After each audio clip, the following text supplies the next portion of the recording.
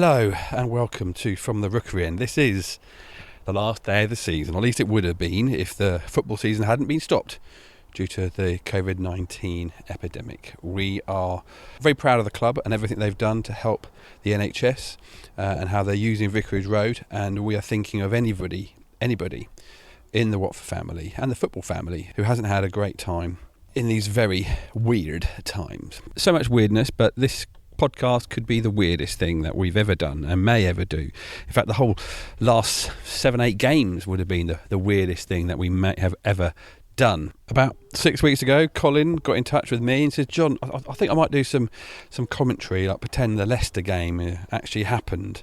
I went, all right then, thinking he was a bit mad and it would sound absolutely terrible. It didn't. It was magical. And it gave me the feeling of Watford playing and there being a match day. And I thought, well, there's probably plenty of Watford fans out there who would want that feeling as well.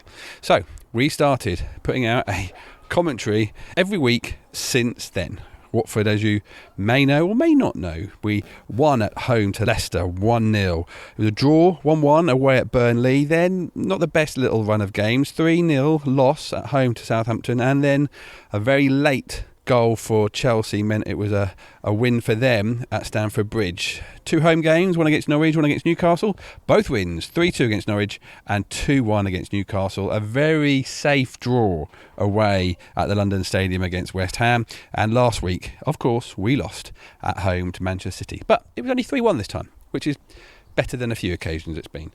But we are now at the last game of the season. Watford are away, and Colin will give you the whole build-up with the whole team that are taking part in this. It's not just Colin. Oh, no. Even though he is most of the voices you will hear from Kelly Sommers. You also hear from Paul Seferat, or as many of you might know him, Matt Rowson. Thank you so much for all their efforts, and we really hope that our little silly weirdness in this very weird times is helping to raise a smile and give you those feelings, good and bad, about Watford.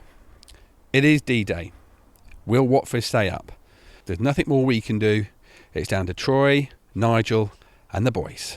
We head over live, sort of, to Colin at the Emirates. And I leave you with Come On You Horns! A podcast made by Watford fans for Watford fans. From the Rookery End. Welcome to FTRE FM Radio on Sunday the 17th of May for what we're calling Relegation Showdown Sunday. My name is Colin Mace and I am here at the Emirates Stadium to bring you live and exclusive commentary on the Premier League game between Arsenal and Watford. But of course, it isn't just this game that's important today. Which of the 5 clubs still in danger of being relegated are going to be ushered into Hades by Cerberus the dog at the entrance, into what I call the hell of the Championship? We all know that the Championship is the hardest league in Europe, the hardest to get out of, and if you drop into it, it could be years before you're back. Some fans like to say they prefer the Championship to the Premier League, but I'm not having that. We all know the best place to play your football is here in the Premier League, and there are 5 clubs fighting to stay up. Today, for this very, very special end of the season programme, we have got correspondents at grounds where there is meaning for this relegation battle. Up at Turf Moor, Mike Hodges. It's cold. I mean, it's sunny but cold. I'm looking forward to the game here, obviously between Burnley, the home side, playing Brighton, who have just hovered above the relegation zone pretty much the whole of the season. They got off to a decent start, but since then they have just been in and around that relegation battle for the whole season. Graham Potter will be hoping they can get a win today against the Burnley side, who really haven't got very much to play for. Burnley are a proud club and they certainly will fight for those 3 points, I think. Thank you, Mike. Up at Goodison Park for us for the game between Everton and Bournemouth. Kelly Sommers. Bournemouth have had some big games in their history, 2 great escapes, an unlikely promotion to the Championship, followed by an even unlikelier ascension to the Premier League just 2 days after Watford did the same. But 5 years on, today's match at Goodison Park is arguably even bigger. Boss Eddie Howe may have grown up a stone's throw away from the Vic, but he was a Toffees fan at heart and arrives here today looking to ensure the Cherries' top flight journey doesn't come to a devastating end. He knows his side must win, and two of Watford, Villa, West Ham or Brighton must lose as well. It's a huge ask. It's a huge game. He's got a full-strength squad to pick from though, with Steve Cook back in the heart of defence and David Brooks is on the bench. But will that be enough? It's Everton versus Bournemouth at Goodison Park. So great to have Kelly on the show today. She'll be bringing us updates from Goodison Park. But over at the London Stadium, where the most crucial game of the day between West Ham United and Aston Villa, we have Paul Saperta. Thank you, Colin. Well, since the turn of the year, this final day fixture has looked significant. And we go into the game with both sides sitting precariously outside the drop zone. A point will be enough for Villa, but West Ham will need to at least match both Brighton and Bournemouth's results to avoid the drop. David Moyes brings in Carlos Sanchez, former Villa man of course, for Souček, slightly surprisingly, with Declan Rice still suspended, but Villa are unchanged from their defeat to Arsenal. It's going to be quite the afternoon at the London Stadium. Well, that's fantastic, Paul. Thank you for joining us today on Relegation Showdown Sunday, as we're liking to call it today. My name is Colin Mace. Should introduce myself. And alongside me today, two of my favourite pundits. On my left, sitting here at the Emirates, is the Scottish international who cut his teeth up there in the Scottish Premier League playing for Rangers and then came south to play in the same colours at Goodison Park for Everton, and that of course is Kenny McPhee. How are you this morning, Kenny? Oh, Colin, I'm really getting excited. The hairs on the back of my neck are starting to stand up. I'm really looking forward to these games. And as you see, there's 5 clubs, and 2 of them by 5 o'clock will have been relegated. And it's anybody's guess who those 2 clubs will be. But I'm really looking forward to this game here at the Emirates. Hoping, as I've sat next to you so often, Colin, I'm hoping that Watford can do something special today and make sure they retain their Premier League status. Well, that's very kind of you. You know that we do have a soft spot for Watford here on FTRE FM radio, which by the way you can listen on an old FM set if you have one, but we are also a digital station, so you can find us on your DAB radio, or you can download the app for FTRE FM radio, and you can get that from all your normal app providers, and you can listen to us on the go. On my right, Arsenal legend who played for Olympique Marseille and 41 times, is that correct, for France, the wonderful, the charming, the charismatic David Labouche. David, how are you? Well, Colin, it's so great to be here with you and Kenny. I think we are like the 3 monkeys, you know, one sees no evil and the other speaks no evil and the other one hears no evil. We are like we are like those 3 funny little monkeys you see sometimes, and so I hope that we can have an exciting game today. It's so great for me to be back here at the Emirates. Obviously, I played a lot of my football here under Arsene Wenger, and I'm excited to see what happens today. And as you say, it is a showdown Sunday for the 5 teams in this relegation battle, Colin. David, it's great. I suspect I'm not the one who speaks no evil. I shall do my best not to get too overexcited today, but I don't know how I'm going to manage that with all these exciting matches. So I just want to quickly preview the table and the games. Obviously, we have got Brighton versus Burnley up there at Turf Moor, and we've got Everton at home to Bournemouth. Eddie Howe's boys desperate to get a win today to give them even just to give them a chance to get out of the bottom 3. Even if they win, they could still be relegated. And above the line, we have got West Ham and Aston Villa, and that game at the London Stadium is a crucial game. One does slightly feel that whoever loses that game may well be the team to drop down into the bottom 3. West Ham at home will have an advantage, but as we know, things are not always happy there at West Ham, and Aston Villa have been fighting all season long, and probably, I don't know how you feel about this, Kenny, but I would say they probably have the best, most talented player in that game. I think you're right, Colin. Jack Grealish, I'm assuming you're referring to, and I think he could really be the difference today. I hope so for his sake. I like Aston Villa. Not that I don't like West Ham United. It's going to be very tough whoever ends up going down today, but it's going to be a breathtaking game, that one, and Paul over there will have his hands full, I suspect. So those are the 3 games that we have elsewhere. Here, Watford will be playing Arsenal. Arsenal haven't got very much to play for, David. They are not going to get into that 5th position, whether they win today or not. They are marooned in 6th, which will mean Europa League football, I think, for the 3rd season in a row. Very disappointing. How do you feel Arsenal are getting on under the new regime of Mikel Arteta? With Colina, I like Mikel. I know him obviously quite well, and from his days in the game playing, and so I think he has done quite well. Too many draws, perhaps. The squad is a bit uneven, I would say, but some good players, and he can rebuild. But yes, they have not got a lot to play for today, because they are, as you say, marooned in 6th. It will be Europa League football. They can't get to that 5th position today, so it is up to Watford to bring the passion and the fight in this relegation showdown to maybe put Arsenal on the back foot. But Arsenal are a proud club. They have got good players. They've got a strong manager now, I believe, in Mikel Arteta, and he will be certainly telling them not to take their foot off the pedal and to fight hard for the 3 points and to finish the season on a high. Yes, I think all teams in the Premier League always have that attitude when they're playing against teams who are threatened with relegation. They want to make sure that they're fair to the other teams. He's playing a strong side today, Mikel Arteta, and we will go through those lineups in just a moment. Great, again, I can't stress enough how great it is to have Paul Sofurta at the London Stadium, and to have Kelly Summers, the wonderful Kelly Summers, up there at Goodison Park for the game between Everton and Bournemouth, and Mike Hodges, the great legend that is in broadcasting, the broadcasting legend that is Mike Hodges, up at Turf Moor in the freezing cold. He'll be wearing one of his big overcoats, I'm sure, to watch Sean Dyche's men take on Graham Potter's Brighton. I'll just quickly have a look at the table as it stands. So Watford are in 15th, and normally at this stage of the season you would say, well, if you're in 15th you're safe, but obviously Watford are not safe. They've all teams have obviously played 37 games. Watford have 38 points, and then below them Aston Villa, who also have 38 points.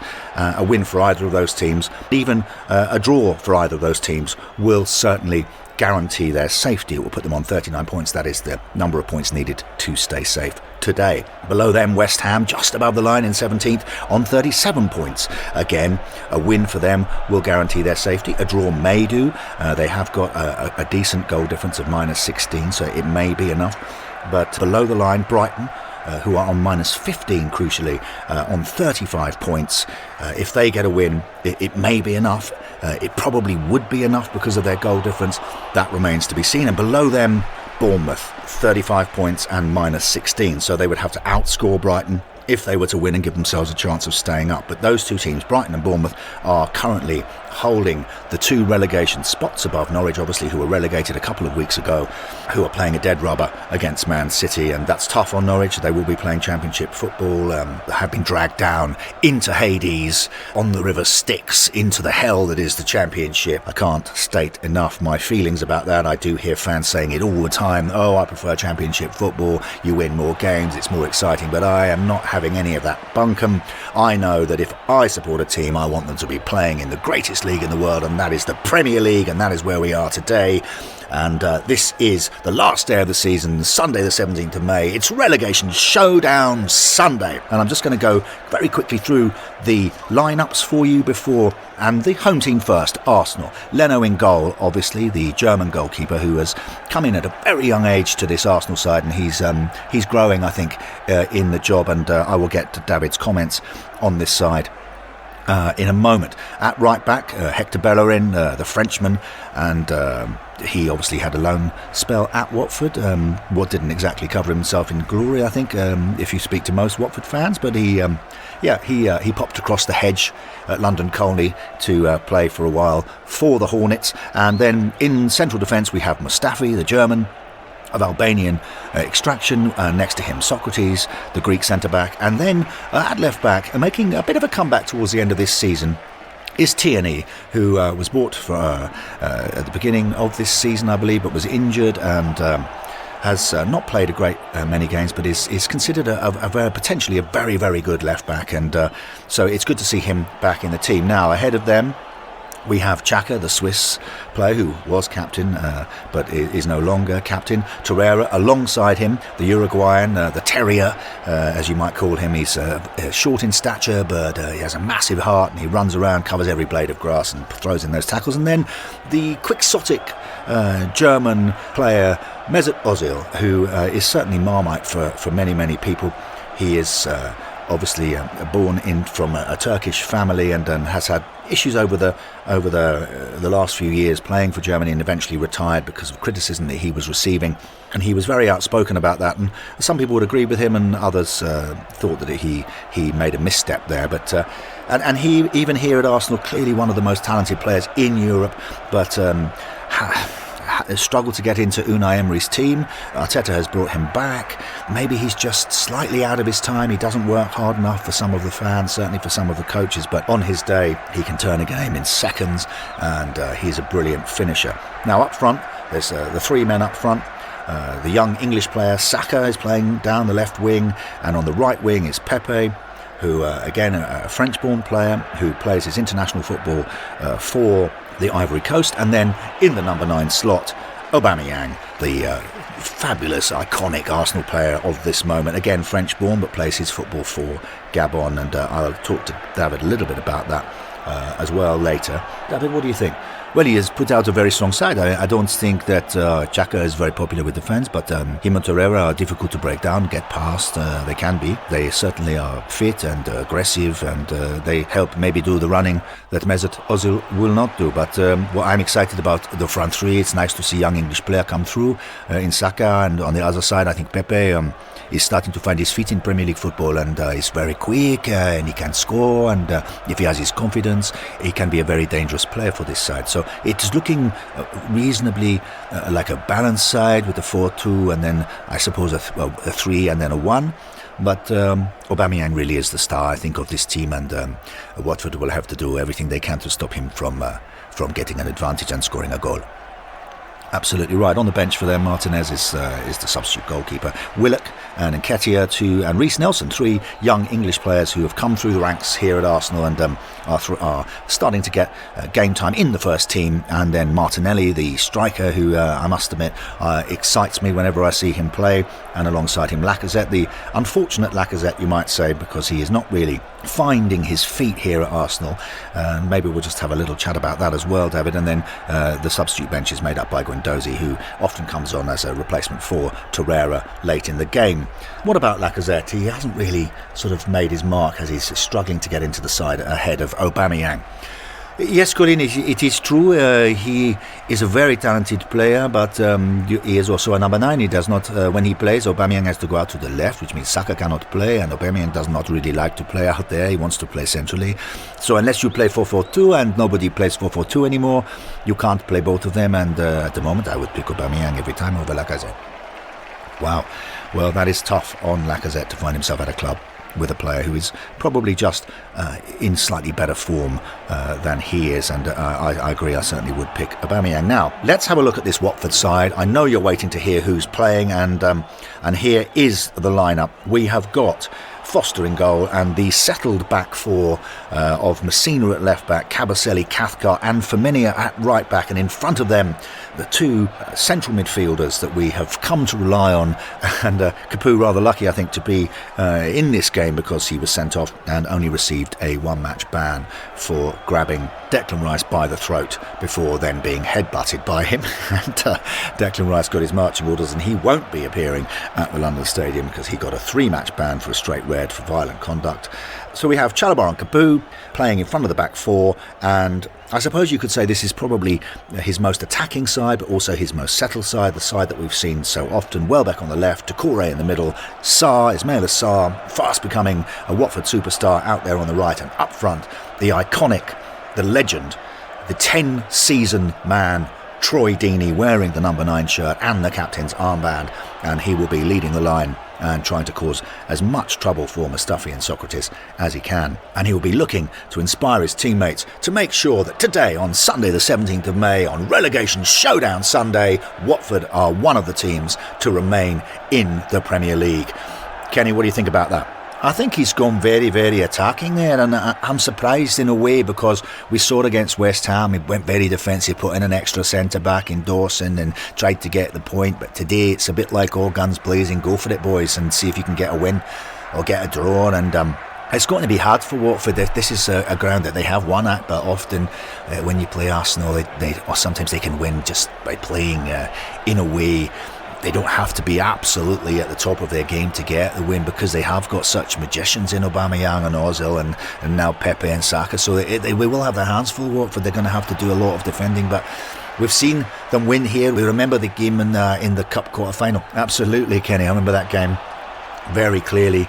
Guardiola smacked the ball in from just outside the area, and Watford went on to the semi-final against Palace, which they very sadly lost. But they also won here by the same scoreline in a midweek game under the lights after a very poor performance by Watford against Millwall in the FA Cup. And they came here, and Yunus Kabul hit a free kick which was deflected and went in, and Deeney got the second goal, and they managed to hold on to a 2-1 win at the end of that game. And that was under Walter Mazzarri, which was not one of the best seasons Watford have had, I would say. It wasn't that enjoyable for the fans. Mazzarri was a rather distant, angry looking figure, and the team were a little unhappy, but they managed to get the 40 points and stay up, and got a lovely win at home against Man United in that season. So there were some highlights, but there were also a lot of lowlights, and that game at Millwall in the Cup was definitely one of the lowlights, but followed by probably the biggest highlight of the season, an away win at Arsenal. So we know Watford can do it. It's whether or not they are going to. We will have to go back, because there is also other football being played. The fight for the positions of 4th and 5th in the Premier League will be decided again today, but we are concerning ourselves with the relegation battle. The 5 teams, Watford, Villa, West Ham, Brighton and Bournemouth, all fighting to stay. 2 won't make it. 2 will be relegated down into the hell of the Championship, where we may never see them again, because the financial implications for clubs dropping out of this league can be brutal. The loss of revenue from TV money and also from attendances, it can be something that is very difficult to recover from. Some teams manage it very well. They go down, they come back up. Burnley have done that, Norwich have done that, but other teams slip and slide, and they find themselves in League One or even in League Two. And so this is a very, very crucial day for these 5 teams, and we're obviously here at FTRE FM Radio hoping that Watford will be able to do enough to guarantee their stay in the Premier League. So for the time being, from myself and Kenny, and from David, and from Kelly and Paul and Mike, we are going to throw you back to the studio. We'll be here just before kickoff. Looking forward to it. Welcome back to FTRE FM Radio. My name is Colin Mace, and I am here at the Emirates Stadium, and alongside me, 2 legends of the game. On my left, Kenny McPhee, who played for Rangers and Everton, and on my right, David Labouche, Arsenal legend and played for Olympique Marseille and also France. Welcome to the show, gentlemen. Thank you, Colin. That's absolutely fantastic. It's great to be here, and the atmosphere is really getting going here at the Emirates. Yes, Colin, I'm so happy to be here alongside you and Kenny. It's a real privilege for me to be back here at the Emirates, where I played so much of my football, and I am really looking forward not just to the game here, but to all the games that involve the relegation battle. Exactly, David. We have got those games covered. We've got the wonderful Kelly Summers up at Goodison Park, who will be watching the game between Everton and Bournemouth. We have our old friend Mike Hodges up at Turf Moor, watching the game between Burnley and Brighton. And down at the London Stadium, my good friend Paul Saferta is keeping an eye on matters there, and that game will be a crucial game, I believe. 2 teams, both involved in the relegation battle, here on Relegation Showdown Sunday, and we're about to kick off. We have had all the usual pleasantries, the handshaking and the flag exchanging, and there's Troy Deeney and Patrick Aubameyang shaking hands and getting ready and running off now into their huddles, as we see so often nowadays before Premier League football games. It's the last, I think it's something that's come over from America, Kenny, this huddle thing. Did you used to huddle before games? No, Colin, we did not. We used to get a right rollicking from the captain before we came out onto the pitch, and then it was just up to us to concentrate on our own game. We didn't do all this hugging and cuddling. But I think it is a good thing in a way, because it just gives you that one moment before kick-off where you're totally together and you know what your job is and you've got to get on with the game. Yes, I think so. I mean, obviously the huddle came in when I was playing. I'm a little bit younger than Kenny. I don't know if you know that, but we did some of it. And sometimes it was good. You got the last few words, focus your mind and get ready to play the game. So they're just lining up, and it's going to be Watford kicking off towards the clock end, away from their own fans who are packed over there in the corner. There's not a seat to spare. Every single Watford fan who could get a ticket has got a ticket, and they are here at the Emirates to watch this crucial game in the history of Watford Football Club. And it will be Deeney to kickoff, and he passes it back to Decore there, just inside the Watford half, and he knocks it back to Chalobah to Kapui. They do always like to get a touch for each of the players, this Watford team, and I've seen that on numerous occasions. And there's Kapui, and he's just putting his foot on the ball, no rush to get this game going at any kind of pace, and Arsenal are looking fairly relaxed in their own half. They're strolling across the halfway line now to maybe put a bit of pressure on the ball, and he passes it out to Sarr there, the young Senegalese player who's becoming a real superstar here for Watford, and he's got the ball, and he plays it inside to Decore, and Decore knocks it wide to Welbeck out there on the left, where he has played so much of his career, and obviously he also played here for Arsenal, so he's playing against one of his old clubs, and sometimes that gives a player a little bit of extra motivation. Is that right, Kelly? I think it does. I never did that, obviously, because Everton never played Rangers in Europe or anything like that, but I do know from what I've heard and friends of mine who have played against their old club, it can add a little wee bit more nerves and make you just want to play that wee bit better to show the fans what they've lost. Exactly, and Welbeck has knocked it back to Messina now, and Watford are hopefully not going to freeze on this occasion. They're not going to be rabbits in headlights with the nerves and tension of this game. They so much need to do well in this game to get a point or to get the win and assure their Premier League status. Messina knocks the ball long to Deeney, and Deeney gets on the ball then inside the Arsenal half. There's nearly a minute and a half gone in this game. It is still Arsenal 0, Watford 0, and Ozil comes in, and it's a rare tackle there from Ozil. He wins the ball quite well, and he passes it to Xhaka. Xhaka, the Arsenal captain, plays it inside to Torreira, and Torreira is looking for Saka, the young English player out there on the left, and this could be a good battle between Saka and Sarr, and possibly Femenia as well down that side. Saka is a very tricky, very fast player. He's got the ball now, and he's taking on Sarr. Sarr is running sideways, sort of backwards on the half turn to cover his run, and Saka plays the ball inside to Ozil, and Ozil immediately sprays it out to Pepe on the other side of the pitch. It's a good move from Arsenal there, and they're now deep into the Watford half, and looking to get the ball to Aubameyang, who's standing on the D, and there comes Chalobah. Chalobah comes, a good tackle from Chalobah there, and the ball goes out for an Arsenal throw halfway into Watford half, and it will be Hector Bellerin who will come up, no doubt, to take that throw in. It's a good start from Arsenal. David? Yes, Colin, it is a fast that I have noticed in recent times that Arsenal tend to start very fast, but they struggle sometimes to sustain the pace of their game, so they like to get out of the blocks, as you say, very quickly, and then but the problem they have is maybe later in the game they struggle to maintain that. Yes, Watford are looking a little bit nervous. They're all back in their own half now, and it is Bellerin to take this throw in halfway into the Watford half.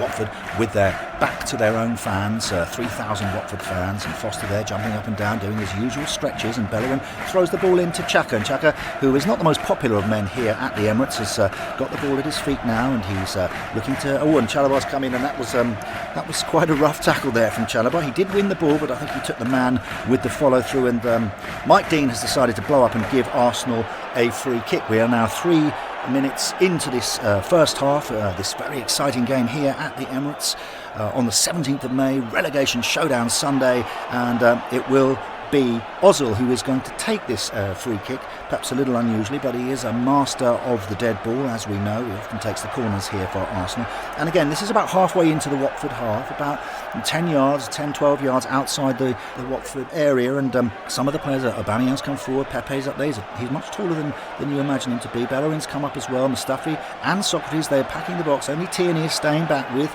Torreira, and Xhaka is there on the edge of the box as well, and Watford have packed the box themselves, picking up players. There's a lot of pointing and shouting. Deeney is laying down the law there, making sure that everyone has their man. Sarr back in the box as well, and here comes Ozil, and he chips the ball forward, and there's Aubameyang, good header from Aubameyang, but it's straight into Foster's gloves, and that was a good chance there. He managed to get away from his marker Cathcart there, and he got his head on it. Such a good player, Aubameyang, and I think that we can see that he is really going to trouble this Watford defence today.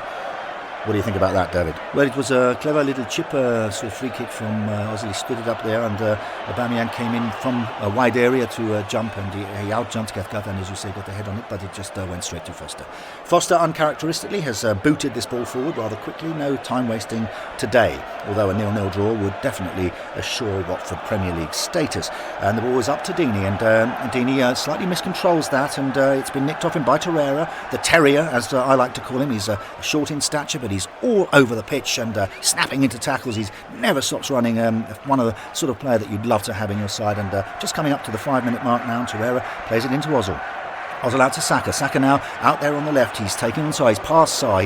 He's played that very well down the outside of Sarr. He's keeping the ball very close to the touchline, and Firmino comes out to try and put some pressure on him there. But he's pushing. He's stopped there, Saka, and he's cut back in onto the inside, onto his right foot. But no, he's gone back outside again onto his left foot, and he's beaten Firmino there, and he's coming into the box now. And he's chipped the ball. Oh, Aubameyang has scored a goal for Arsenal.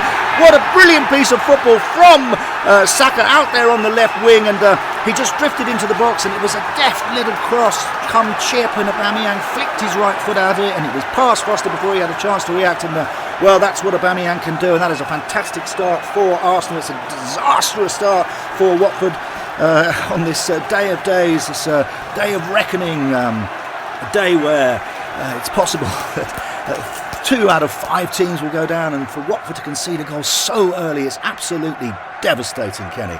I can't believe that. The Arsenal players have wheeled away there, well, they're in front of their own fans. Those massive flags have come up, and oh dear, that is terrible. Sarr really stopped him getting past him, but once he was past Sarr, he was travelling at such pace, and as you say, cut inside onto his right foot. He totally bamboozled Firmino there, and Firmino just he made him look very slow and rather stupid, I think, because he went on the outside of him, got into the corner of the box, and then with his right foot, I don't know how he did that. I mean, he just sort of seemed to just stroke the ball, and it just rose up and went across, and Aubameyang hit it.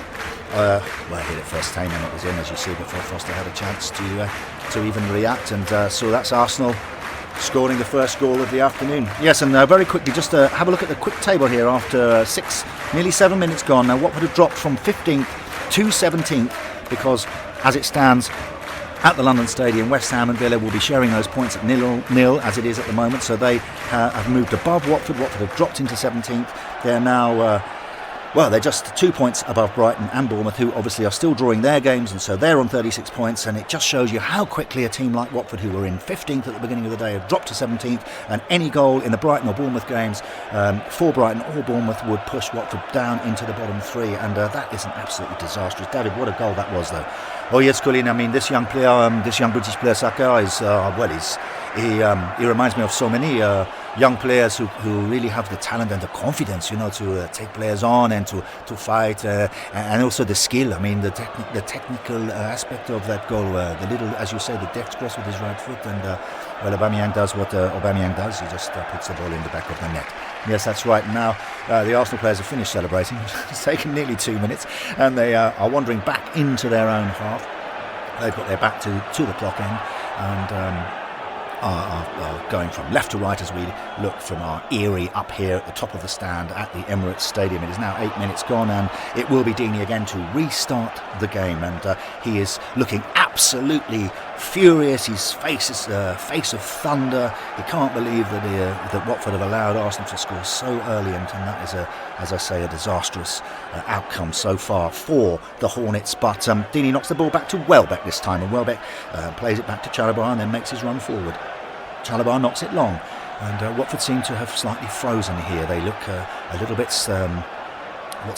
dumbstruck perhaps, and Chalobah plays the ball forward to Welbeck again, and Welbeck brings it down, and Bellerin is there just trying to keep him on the outside down the touch, and he won't let Welbeck cut back inside. Welbeck is trying, he's got his hands on Bellerin there, and Bellerin is complaining to the referee, but he's allowing, Mike Dean's allowing play to continue, and Welbeck's still on the ball there and still fighting with Bellerin. This is a great battle between these two players, who obviously know each other very well from Welbeck's time here at Arsenal. But Bellerin finally gets the better of Welbeck there, and Welbeck loses the ball, and he just throws his arms down by his sides in frustration, and then Bellerin plays it very calmly forward to Xhaka, who plays it back to Socrates, I think his first touch on the ball, and he plays it out wide to the young Scott Tierney, and who gets the ball and brings it forward again, and he plays it forward to Saka now, and they're crossing the halfway line into Watford's half, and Arsenal are really cock-a-hoop at the moment. They look full of confidence and full of drive, and Watford look really like a deer caught in headlights, and Sarr there just he just throws himself this time at Saka and fouls him, and the ball does go out for a throw-in, but I think it will be a foul just inside the Watford half to Arsenal, and Saka has just thrown the ball back to Tierney, who's coming up to take the ball. We are now nearly 10 minutes into this first half. It is Arsenal 1, Watford 0, and as far as I'm aware, there are no goals at the other games. Watford have dropped to 17th position in the table, and that is a disastrous thing for Watford. Now, can Arsenal make this free kick inside the Watford area pay? And it's Tierney coming up to hit it with his left foot, and he knocks it all the way across to Pepe, who does a wonderful bit of control, plucks the ball out of the air with his right foot and brings it down, and there's Messina, and Messina does well then, wins the ball off Pepe, and Pepe looks he looks furious, in fact, and he's turning to the referee and saying that must have been a foul, but I don't think there was a foul. And now Messina is trying to play the ball into Chalobah. Chalobah's hesitant on the ball. He put his foot and he slowed the game down, passes it to Capoue, and Capoue knocks it back to Cathcart, who plays it through to Kabasele and back to Foster. And there was an opportunity there, I felt, Kenny, for Watford to get forward, but they didn't take it. And the ball is now with Foster, and Arsenal are very happy for him to have it in his own area. No one's really making much of an effort to come forward. I think that goal will have ripped the heart out of Watford. It's going to take a wee bit of time for them to kind of reboot themselves and get that confidence back. He's played an attacking side, Nigel Pearson. They'll be absolutely furious that goal was scored. But, Watford have got to sort this out amongst the 11 men. They've got to get together. They've got to play for each other. They've got to believe in each other. They've got to have the confidence to get back in this game. And Foster still has the ball, and he's just played it forward to Messina. Messina, who's been a bit of ever-present under Nigel Pearson, and a good young player, only 24 years old, and seems to be growing in stature with each game he plays. But today that whole Watford side seem uncertain about whether they should sit deep and try and control the game from there, or whether to get forward and try and put Arsenal under pressure. And at the moment they aren't doing either. Messina plays it to Chalobah. Chalobah now plays it forward to Doucouré. Doucouré has got the ball on the halfway line there, and plays it just ahead of him to Deeney. He's playing quite close to Deeney at the moment, and Deeney, with his back to the goal, is waiting and is being attended to by Torreira, who's trying to nip in and nip the ball off him like he does, and Xhaka is there leaning against Deeney. Deeney's holding them off at the moment, and Doucouré has made a forward run, and he's got in behind Xhaka and Torreira, in between the lines, as we like to say, and Deeney finds Doucouré, and there's Doucouré on the ball now. He's approaching the Arsenal area, and there's Sarr coming flying down the right hand side, and he just plays the ball out to Sarr. There's Tierney, tries to tackle Sarr, but he can't. Sarr cuts inside. This is good from Watford, and Sarr into the byline. He crosses the ball, and there's Doucouré, but he tries something very athletic there, and he goes up in the air and he tries to bicycle kick the ball, and I'm not quite sure he got himself into a terrible position there, Kenny, but a good effort and much more like it from Watford. This is what they're going to need to do. It was lovely play there from Deeney to hold the ball up against both Xhaka and Torreira, waiting for the run of Doucouré. He was encouraging him to run forward. Go on, he was saying. And Doucouré made the run a little hesitantly at first, but he received the ball back off Deeney, played it out to Sarr. Sarr got to the byline and the cross came in, and yes, he got himself into a slightly strange position there. It is now nearly 13 minutes into the first half, and it is Arsenal 1 and it is Watford 0, but what about that, Kenny? Well, it was a sort of semi-type bicycle sideways kick or something, I don't know, but had he gone in, he'd have been a Watford legend probably for the rest of his life, but no, he got that all wrong and went over the bar for the Arsenal goal kick. David, your view on that? Well, Colleen, it was something that I would definitely have tried, but it was a shame because there was so much good work in that build-up, and it's a shame that Doucouré wasn't able to finish it. But it was a good chance, and will give some of those Watford players a little bit more confidence. This Arsenal side, that back four, is something that you can get at. I don't think it is the strongest department of the Arsenal side. I'm sure it isn't, and I think also Xhaka is sometimes guilty of not covering and getting back and protecting his back four. So Watford definitely should feel happy now that they have created their chance for themselves and they can go on. Leno has the ball now, and he's just placing it down on the 6-yard line. We're now approaching 14 minutes into this first half. As I say, it's Arsenal 1, Watford 0. No goals in the other games so far. So Watford have dropped from 15th position down to 17th, just hovering above the relegation line. It's really terrible for these things. We love it as fans, of course, these relegation battles, but for the fans, for the players' families, for the coaches, for the managers, for the owners, it must be absolutely excruciating. Neither of the two good gentlemen alongside me have ever been in a relegation battle. I think that's right. No, I was in one once towards the end of my Everton career. We were down there in the bottom 5, and it was absolutely awful. You wake up in the morning with a cold sweat. You didn't look forward to training. You hated playing games. You just kind of thought you're on a losing run. And so yeah, you're absolutely right. It's terrible. Leno's played the ball forward to Pepe, and it's actually a decent pass, and Welbeck probably should have got back and picked him up there, but he was slightly had his eye off the ball, and Pepe's got the ball in on the halfway line, and he really has grown into his game here in the English Premier League since he arrived at Arsenal, where he had a bit of a slow start and wasn't as popular as perhaps he might be. Came for a lot of money as well, an awful lot of money. So here's Pepe on the ball, and he plays it inside to Ozil. Ozil's looking like he's at it today, and I have to say he's doing quite a bit of running, and he's certainly dictating the forward play for Arsenal. He plays it out wide to Saka, and this young man really can't do anything wrong at the moment. He gets the ball forward, he's bringing it forward himself, and he's in behind Sarr now. Capu's come over to deal with the young man, and he just he kicks the ball away for an Arsenal throw-in, and I think he may have left a little bit on Saka, who is dancing around, saying that his foot has been trodden on, but Mike Dean comes across with his palms down to say, calm down lads, and don't get overexcited at this stage in the game. I don't want to get that yellow card out at this moment. And he's looking at Capu. Capu clearly has become a bit of an enforcer under Nigel Pearson, Kenny. He has, and he's always had that in his game, and obviously having played for Spurs, this game against Arsenal does have a little bit of extra resonance if it needed any, with it being a relegation dogfight. But Capu is, he's been sent off a couple of times in recent weeks, and he's definitely got a little bit about him now, and he likes to get stuck in and really lead that midfield and show and give no quarter, and poor Saka really probably will be feeling that tomorrow with a bruised toe. Anyway, it's Tierney's come running up. They look certainly in a hurry, and Watford really still, despite the chance they created, they're really looking very hesitant. They're dropping back whenever they haven't got the ball, really very deep now, and it's Tierney. He makes the throw into Torreira. Torreira's come short, plays it back to Tierney, as we so often see with throw-ins, and Tierney knocks it into Saka again, and here comes Saka again, and really they need to do something about this player, Watford. They need to stop this channel being so dangerous for Arsenal. Deeney's come across to help Sarr deal with the young man, but that's left to Aubameyang, who's come short again, and he picks the ball up now. We're halfway inside the Watford half, and Aubameyang has the ball centrally, and he's looking to play it, but he's being attended to by Chalobah and Capu now, putting Aubameyang under some pressure, and Sarr has come back and is tracking the run of Saka, so he's not available, and it's in fact Tierney who receives the ball, who's come up now to the halfway line. And Tierney is a very good and exciting young player at left back for this Arsenal side, plays it inside to Torreira. Arsenal keeping the ball well now, keeping it as they liked to do, and as they have liked to do for years under Arsene Wenger.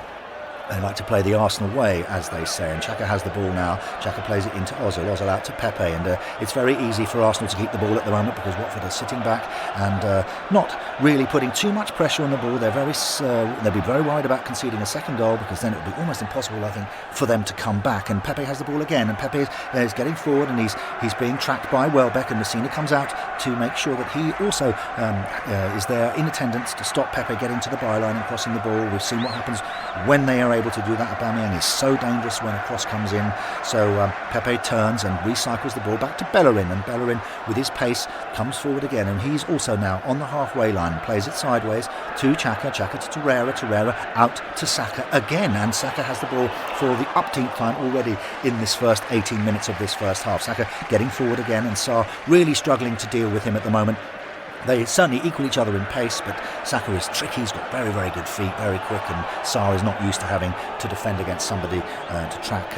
Every single Watford player I notice is in their own half. Deeney has come back and is playing alongside Doucouré there, pretty much in a kind of 4-2-4 system at the moment. They're desperately trying to keep Arsenal out. Arsenal are really looking like they've got their dander up, and Saka plays it into Ozil. Ozil makes a definite chip over the top of Welbeck and just in front of Messina, where Pepe picks the ball up and beats Messina, gets to the byline, and he crosses the ball, and it's a good cross, but Cathcart just gets to it before Aubameyang, and he heads it out, and he goes all the way across the pitch and goes out for an Arsenal throw. And Tierney is racing up the pitch to take that. They really feel they've got Watford on the rack here. You can tell the way that the Arsenal players are playing. They're pointing at each other, they're smiling, they've definitely got a lot more energy than these Watford players, who seem to have concrete legs at the moment. Tierney plays the ball all the way back to Socrates, who's just inside the Watford half, and the whole, apart from Bernd Leno, every single player is inside the Watford half at the moment, and it's 19 minutes gone now, and Watford really have got their work cut out, David. Yes, I think they have, and it is looking not good for Watford at the moment, because Arsenal are really playing at their peak, and they are passing the ball very well, keeping the ball. They are not allowing Watford to get hold of it, to robbing them of their confidence, and as you say, their legs look heavy, and their heads are down a little bit, their shoulders slumped, and they are shouting at each other to pick up players, but they are not getting on the ball, and they need to get on the ball if they're going to get an equaliser and get back in this game. I've got to echo that, Colin. I think that it's really looking quite poor for Watford at the moment, and well, I don't know what's going to be the catalyst for change, but Arsenal really have their, as you see, their dander up at the moment. Yes, and it's Xhaka still on the ball, and they've been passing it back and forth between them, toying almost with Watford. It's humiliating this, and the Watford fans over to my right behind that goal in the corner there, 3,000 Watford fans packed in to that lower tier are very, very quiet. There's no singing, they're just standing there, some of them with their hands over their mouths. They're very, very worried that this could be the day when Watford finally, after 5 good seasons, fall out of the Premier League and down into the hell that is the Championship. Not something that I would be looking forward to as a player, as a fan, as an owner or anything. And now Pepe has it, and Pepe is almost toying, he's rolling his foot over the ball, and Welbeck just, I think that's fair enough in a way. If you're going to showboat to a man like Danny Welbeck, he's just going to come right through you, and he's done that. And Mike Dean's coming over, and I think this time he is going to book Danny Welbeck. It was quite an aggressive foul, that. Yes, I think it was, Colin, but I understand why he would do that. You cannot take the mickey, if you like, out of a player by rolling your foot over the ball like Pepe did. I mean, I don't know why he's doing that. It's very early in the game, and Danny just went no, and whack, went in, but not a red card, but a nasty tackle on Pepe, and Pepe is absolutely upset and furious. But I tell you one thing, he will not do that again to Danny Welbeck. No, he will not. And it's Bellerin now who has come up to take this free kick just inside the Arsenal half. Danny Welbeck is complaining to the referee that that sort of showboating got what it deserved, and Deeney's come across there and he's pulling Welbeck away from Mike Dean, who is looking quite sternly at Danny Welbeck. It was definitely an unprovoked attack there by Danny, and Pepe is still complaining, but it's Bellerin now, and he's going to take this free kick. He just knocks it back. Really, there's nothing in this game now for Arsenal at the moment. They've knocked it back to Mustafi, and he plays it all the way back to Bernd Leno in front of his own goal, and he's just playing with the ball and waiting to see which Watford player is going to come out. And Deeney has made his way forward at a kind of a trot, but he won't want to commit himself too far forward, because if Arsenal score a second goal, it really will be very, very difficult for Watford. We're approaching 22 minutes into this first half. It is Arsenal 1, Watford 0, and the ball is with Bernd Leno in his own area. So currently Watford in 17th position, just above the relegation zone, and he knocks the ball. In fact, he picks it up and throws it out to Tierney there at left back, and Tierney just plays it inside to Socrates. No rush from the Arsenal players at the moment, but they have to be careful. Having started so well, what they don't want to do is get overconfident, fade, and get further back and deeper into their own half. News from our producer. I need to go up to Turf Moor, the game between Burnley and Brighton. Mike Hodges. Yeah, Colin, there's been a goal here, and it's gone to Brighton, and it's a good goal from Glenn Murray. A cross came in, and Glenn Murray just got his head on it like he does. He's such a good finisher, even though he's about 140 years old, Colin, and he's given Brighton the lead, and that will give Brighton fans real hope that they can stay up today. And so yes, it's very exciting here. The Brighton fans are going absolutely crazy. Glenn Murray is down there celebrating on the whole length of the pitch to celebrate in front of his own fans, and there's a huge pile-up of Brighton players and coaches. Everyone is screaming and shouting. Such an important goal for Brighton and Hove Albion. Graham Potter will be absolutely delighted that he picked Glenn Murray today. There was some doubt about whether he would or keep him as a substitute, but he's done his job. He's got a goal. Back to you, Colin. Thank you very much. Absolutely breathless there. So what does that mean for the table? After 23 minutes, Brighton have taken the lead at Turf Moor against Burnley, and that has dragged Brighton up into 16th position on 38 points because of their superior goal difference, and the club that has dropped into the bottom 3 is our very own Watford Football Club, and they now on 38 points, but with a worse goal difference, have dropped into the relegation zone. That is absolutely disastrous. This afternoon couldn't have started worse for Watford. They've conceded a goal in the 5th minute to Arsenal, and now Brighton have gone and scored at Turf Moor, and that has meant that Watford have dropped from 15th position at the beginning of the day down into 18th position, and that is below the line. That is, you're on the boat on the River Styx, and you are heading towards Hades, the hell of the Championship. Dear oh dear, Kenny, what can Watford do? I don't know. That's a body blow, and I'm sure that the Watford bench will have heard that news, and they'll be passing that out to the players, saying, "Come on, lads, you've got to get an equalize. You've got to get out of your own half and get going." And oh dear, that is bad for Watford. Yes, Colin, that is a sad day. I'm really hoping that Watford can do something.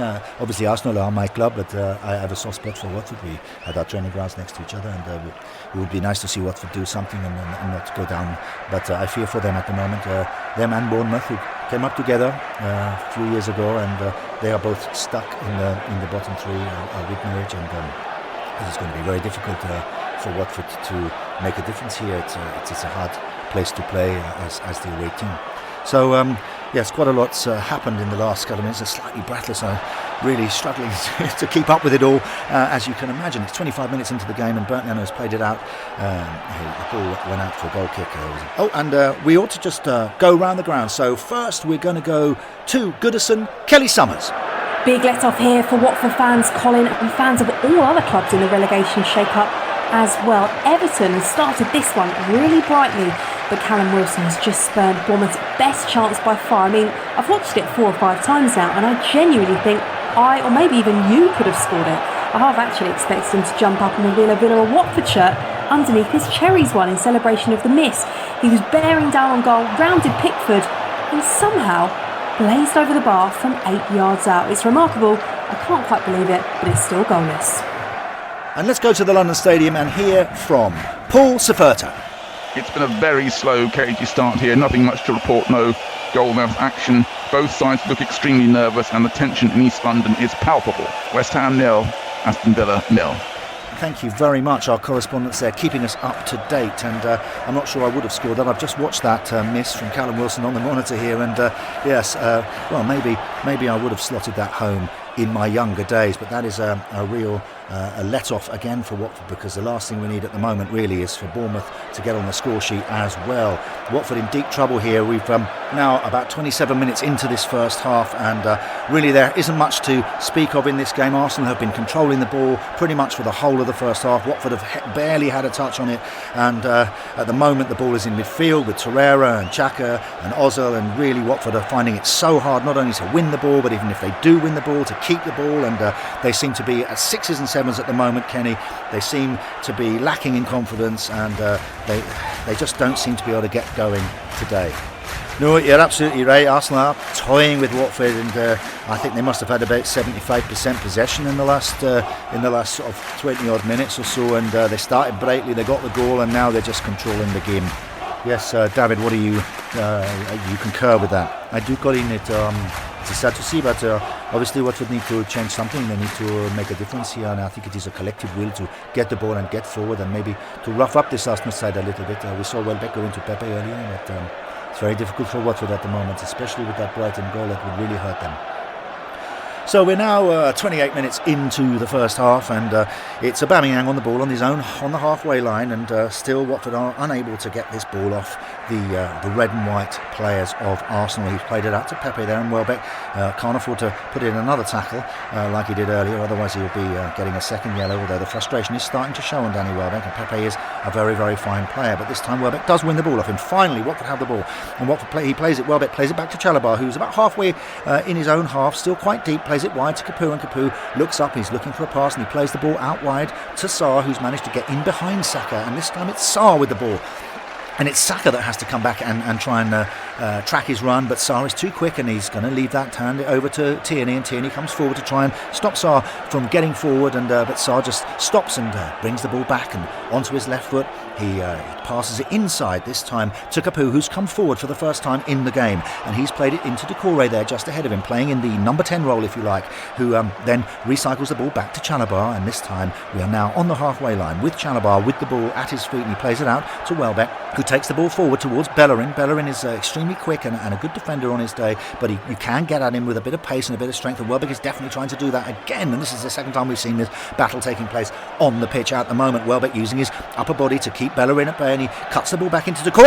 Snapshot there, a good shot, but it just bent away, hit it with his right foot, and it just went past the post again. I think Leno had it covered, but again, it was a bit of ambition there. Decore so good at getting up into those positions, just on the edge of the D, and really has made a difference since Nigel Pearson came to the club and has played Decore a bit further forward, and it was good play there from Welbeck. That's what we want to see him doing, using his power, using his pace, and Bellerin is having a bit of tussle there with there's a little bit of afters there with Welbeck. He sort of pushed him on the shoulder. Welbeck's turned around, faced up to him, and well, I wouldn't want to bet on Bellerin in that fight, I have to say. I think Welbeck would win hands down. Anyway, they've certainly got a little bit more fire in their belly, these Watford players, but that will be a goal kick to Arsenal. Burton Leno has the ball and he plays it out just at the edge of his area to Tierney, who plays it forward to Socrates, but this time Decore and Capoue have stayed up and they are pressing the ball, and for the first time now we see Watford pressing the ball after 30 minutes of this game, with it being Arsenal 1, Watford 0, and it is Capoue who is putting some pressure on Torreira. Torreira is going left and right, trying to turn, get it to Xhaka. Xhaka gets the ball, but there's Chalobah now pressing about halfway into the Arsenal half, and finally this midfielder Watford have come forward and trying to press the ball and win possession high up the pitch. There's Decore, comes in and nicks the ball off Xhaka, that's good, gets it to Deeney. Deeney with his back to goal, passes it out to Welbeck. Welbeck crosses the ball, there's Saar! Oh, how did he miss? How did he miss? He came in from the right, the ball was played over the top by Welbeck, and he hit it first time. If only he had Aubameyang's touch, perhaps. It was a difficult chance. He hit it on the volley, but it went very, very close, just over the crossbar, and this is so much better from Watford, so much more ambition, Kenny.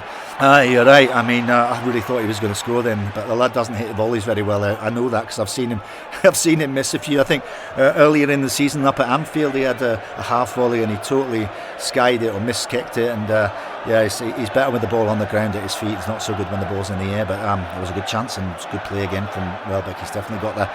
He's sizing up Bellerin, I think.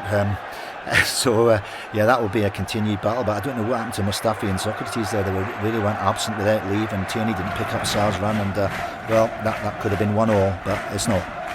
No, it's not, and we're now 32 minutes into this first half. It is Arsenal 1, Watford 0, and around the grounds we know that up at Turf Moor, Brighton have taken the lead against Burnley, a Glenn Murray goal, and that has dragged Brighton out of the bottom three. They're now sitting in 16th place, and Watford have dropped into the bottom three and currently in 18th position, and that is a disaster for Watford. They definitely need to do something here in order to stop the inevitable relegation.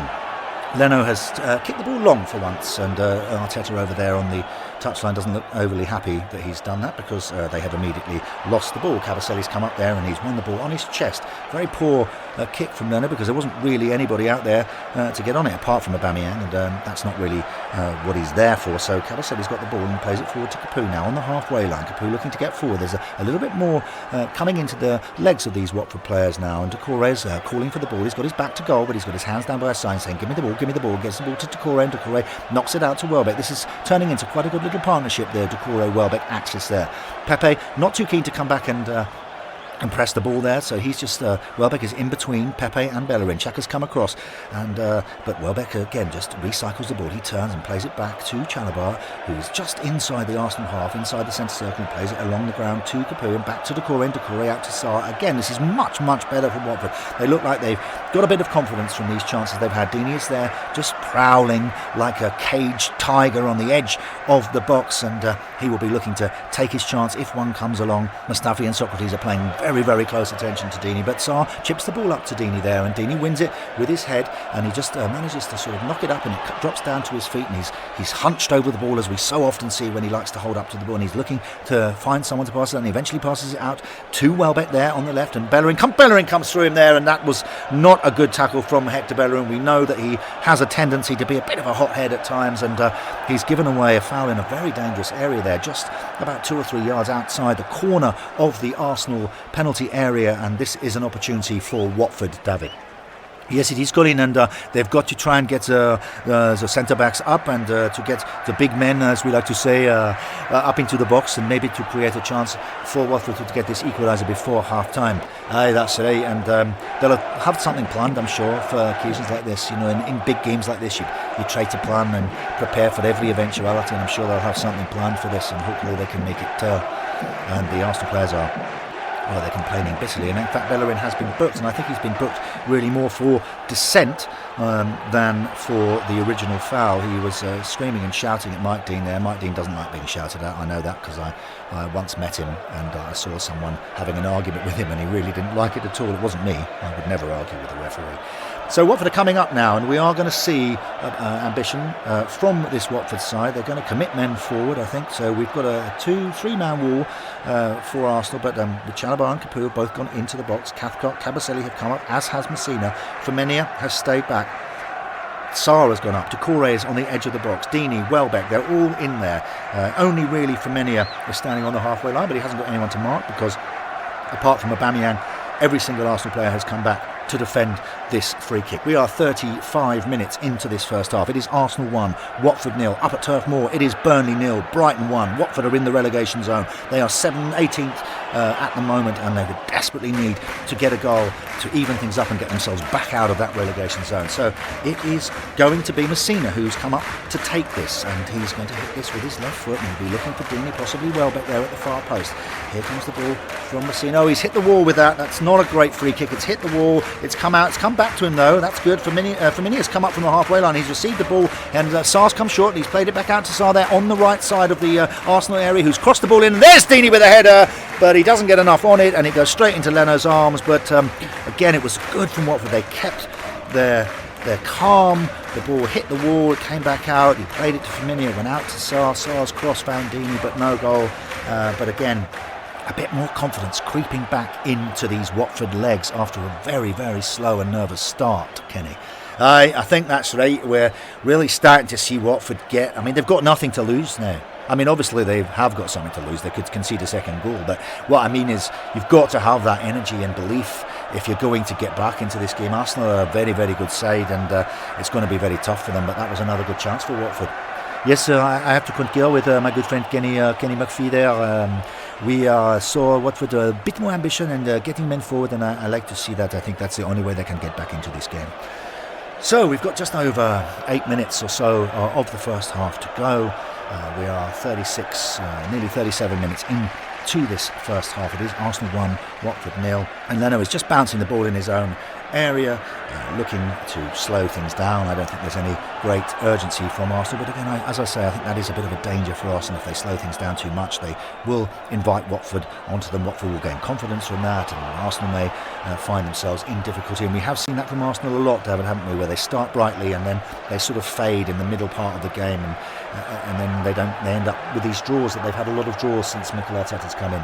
Yes, Colin, that is absolutely right. They like to start very fast and get a goal, but then they get maybe a bit arrogant, or they don't like to finish a team off. They like to play the ball around, and so we are seeing a little bit of that now from Arsenal. They're not exactly attacking Watford as they were in the first 10 to 15 minutes. No, exactly right, David. And we're now approaching the 38-minute mark, and it's looking a bit of a stalemate at the moment. Watford have come back into the game, and Leno has now eventually played it out to Bellerin at right back, and Bellerin has just played it very landily into Mustafi. Mustafi's tried to bring the ball forward, and he's actually brought the ball forward about 10 or 15 yards, and he's laid it off to Xhaka now. Xhaka with the ball just on the halfway line.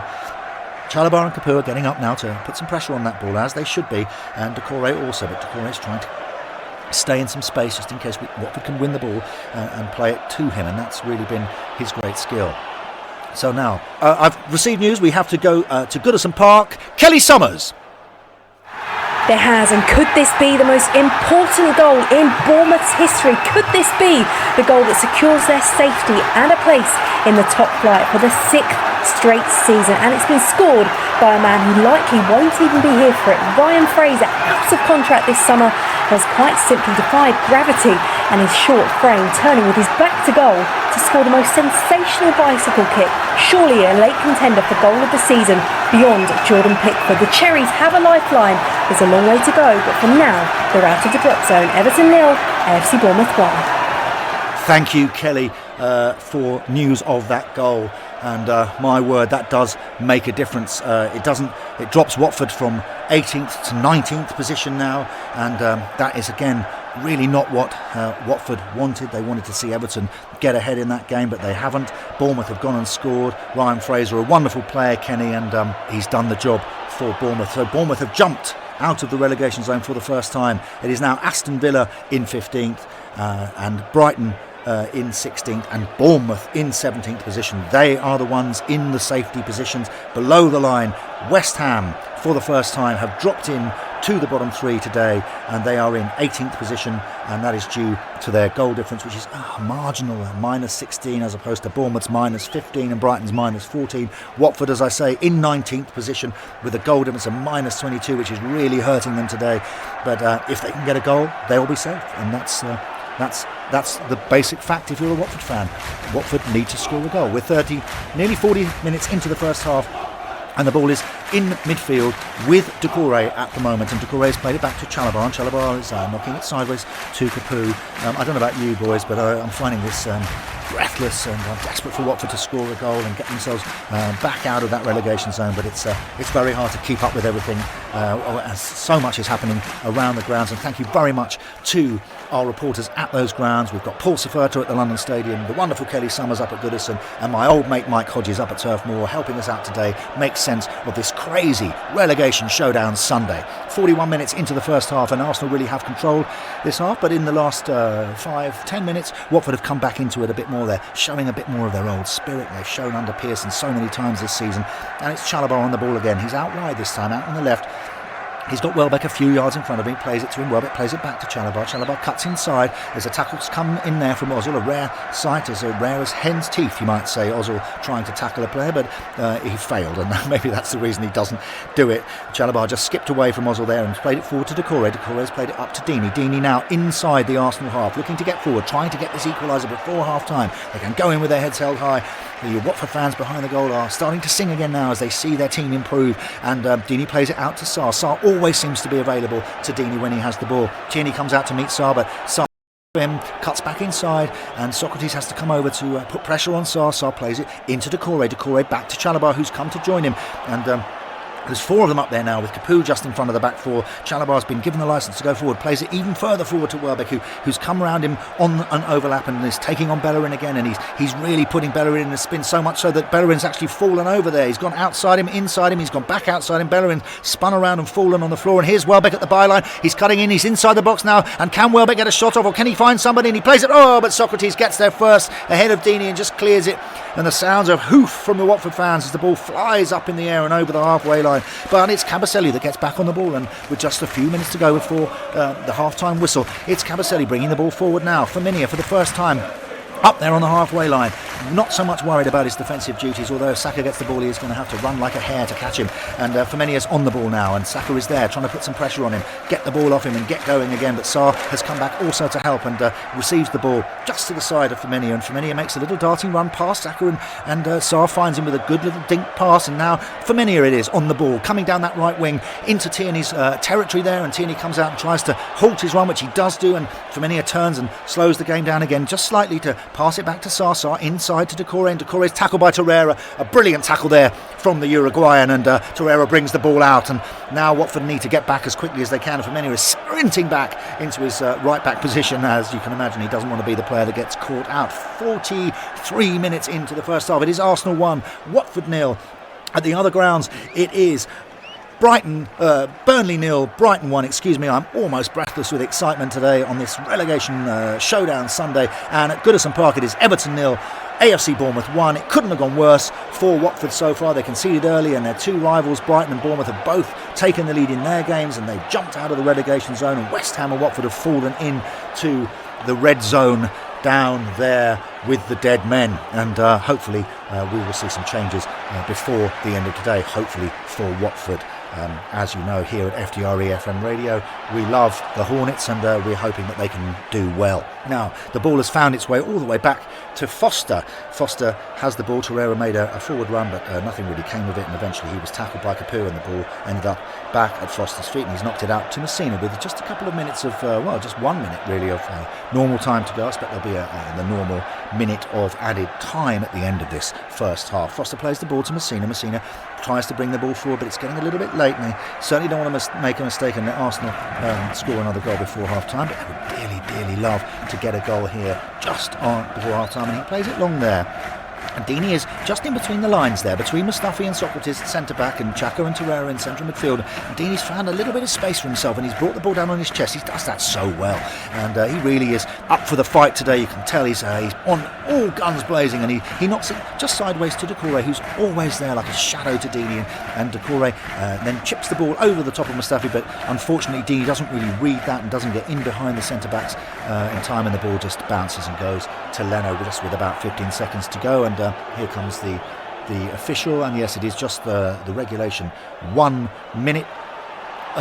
I'm struggling to catch my breath. It's been a good second half to this first half, if you like, with Watford getting back in the game and putting Arsenal under a bit of pressure. Arsenal had it their own way really for about 30 minutes, and we're just playing the 1 minute of added time at the end of this first half, and Leno is rolling the ball out to Socrates, who just plays it back to him, and Watford really have decided that that's probably it for them in this first half. They've retreated into their own half, and Arsenal are just knocking the ball about, waiting for this half to finish. Is now with Torreira, who plays it forward to Ozil, who's actually played pretty well, I think, and been quite influential at times in this first half, but we haven't seen anything really truly magical. The only player that's really stood out, I think, in the first half, or the two players that have stood out for me, Welbeck for Watford, who's really been strong down that left-hand side, but the star of the game so far today has been Saka for Arsenal. Wonderful run from him, and a deft little chip cross, and a good finish from Aubameyang, and there goes the final whistle for this first half. So it finishes here at the end of the first half with Arsenal 1 and Watford 0. A goal from Aubameyang from a deft little cross, as I've just said, from Saka. Your thoughts on the first half, Kenny?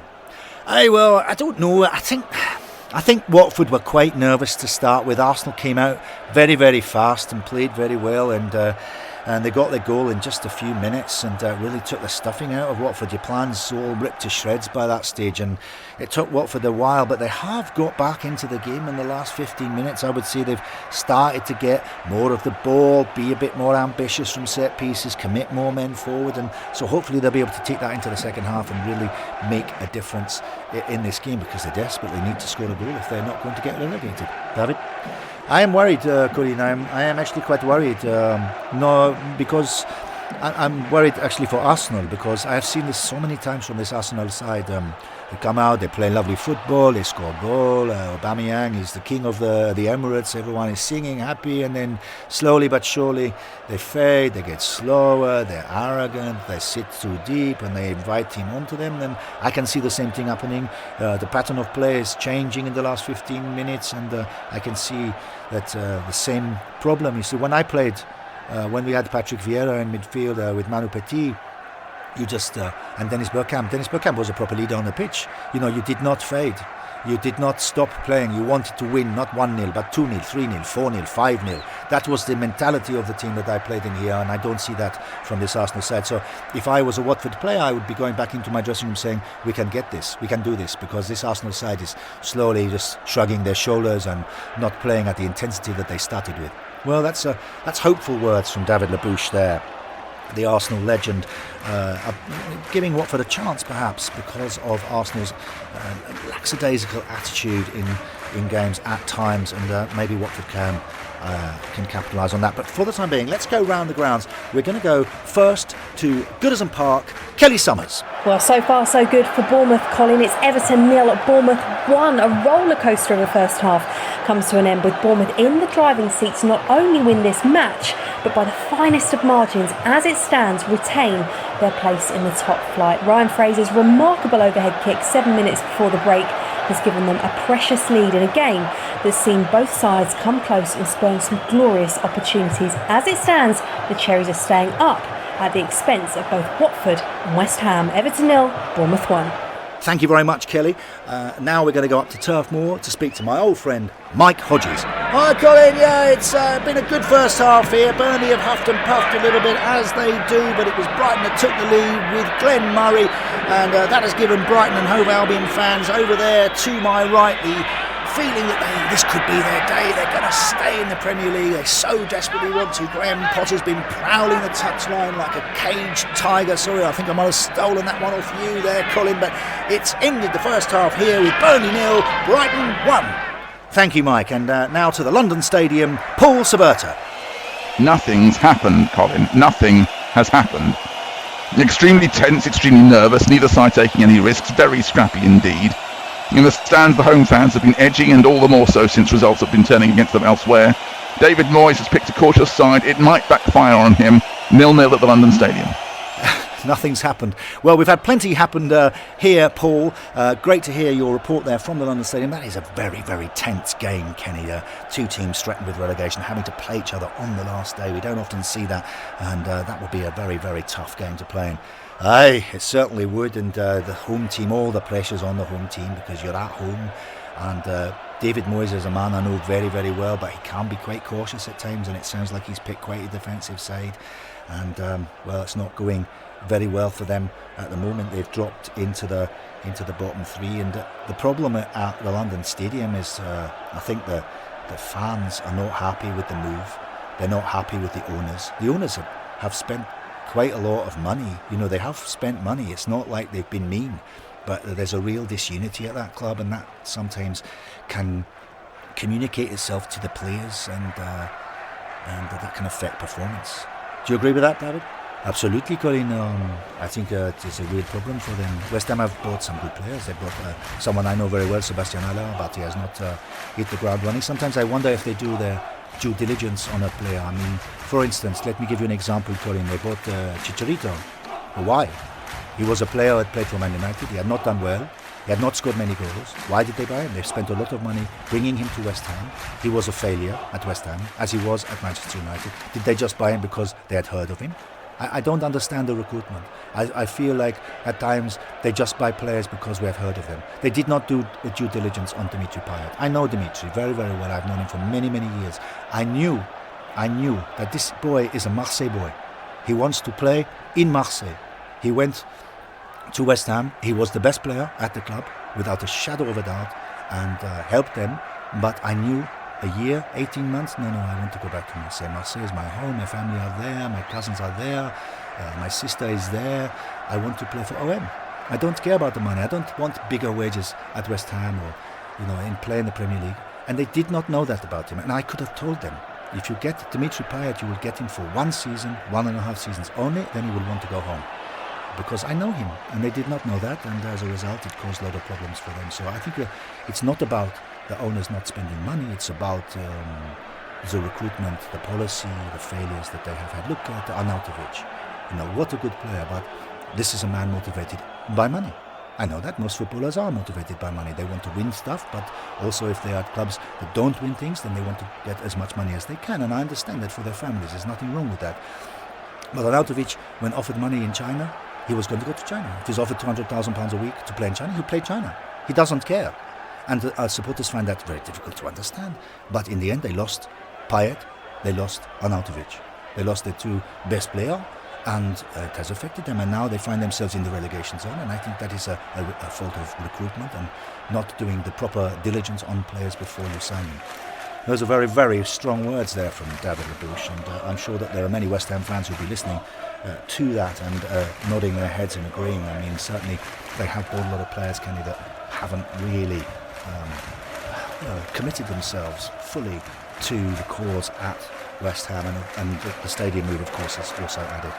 I think the idea that West Ham United would move to such a big stadium, sell it out. I mean, they've had no problem selling all those season tickets. And but for them to drop into the Championship and have to play in that massive stadium against Rochdale, and it will be very, very humiliating, and there'll be a lot of unrest. So I'm a wee bit worried about that. And but anyway, it's good for Bournemouth, a great club under Eddie Howe, and it's good for Brighton. A young manager, British managers there, doing well today, getting the lead, and hopefully trying their best to stay in the division. And we just hope that maybe Watford, the team we're watching, can do something similar and get themselves out of trouble. We're going to stay here actually during the half-time interval.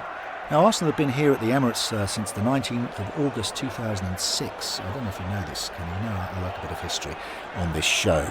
And their first game, do you remember the first game played here, David? Yes, I do. I do, Colin, and I remember it very well because I played in the game. Yeah, so Arsenal hosted Aston Villa on the first day of the season on the 19th of August. And can you name the player? Can either of you name the player that scored first in that game? No, I can't even remember. It's a couple of years after I retired, and I did take a bit of a break from football. I stopped watching it, stopped listening, and I'm still in love with the game, obviously. But no, I can't tell you who scored the goal. David? It was he was a Villa player. I know that much because they went one up, and then we equalised. No, I can't remember. It was Olaf Melberg who scored. Now tell me a little bit about the change, David. You moved from Highbury to the Emirates while you were here at Arsenal. Was that very difficult? No, it was not. It was very, very exciting actually to move, because Highbury was our spiritual home, the Marble Halls, Chapman, the whole thing. But to move to such a fantastic stadium was very exciting, and I was very privileged and proud to come and play in the first game here at the Emirates, and to be part of that team alongside so many fantastic players and with such a fantastic coach. I cannot tell you what an influence and what a fantastic man Arsene Wenger was during that period, and the way he built this club to what it is now. Well, thank you very much, gentlemen. We're going to take just a couple of minutes pause while we go back to the studio, and we will be back in time for the kickoff for this incredibly exciting Relegation Showdown Sunday. We're the Orns, you're the Orns. Come on, you Orns! Welcome back to FTRE FM Radio. My name is Colin Mace, and we are here and ready for the second half of this match here at the Emirates between Arsenal and Watford on what we're calling Relegation Showdown Sunday. Alongside me, Kenny McPhee of Everton and Scotland, and on my other side I've got David Labouche of Arsenal and France. Boys, what an exciting 45 minutes we have coming up. Aye, Colin, it couldn't be more exciting. There's a crackling atmosphere here in the Emirates, which isn't always the case, and the Watford fans over there are starting to believe, perhaps from that last 15 minutes of the first half, that their team can get back in it, maybe get a point here and survive in the Premier League. Yes, I am going to agree with Kenny there. I think Arsenal need to just buck up their ideas a little bit, and if they don't, then Watford could easily take advantage of that and get the goal they need.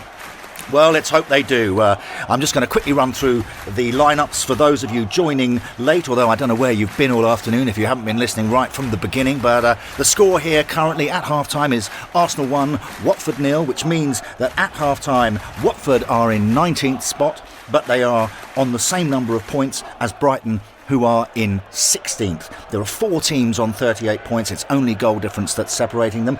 But currently West Ham, Watford are in the bottom 3, with Norwich, who are relegated, and above them Villa, Brighton and Bournemouth.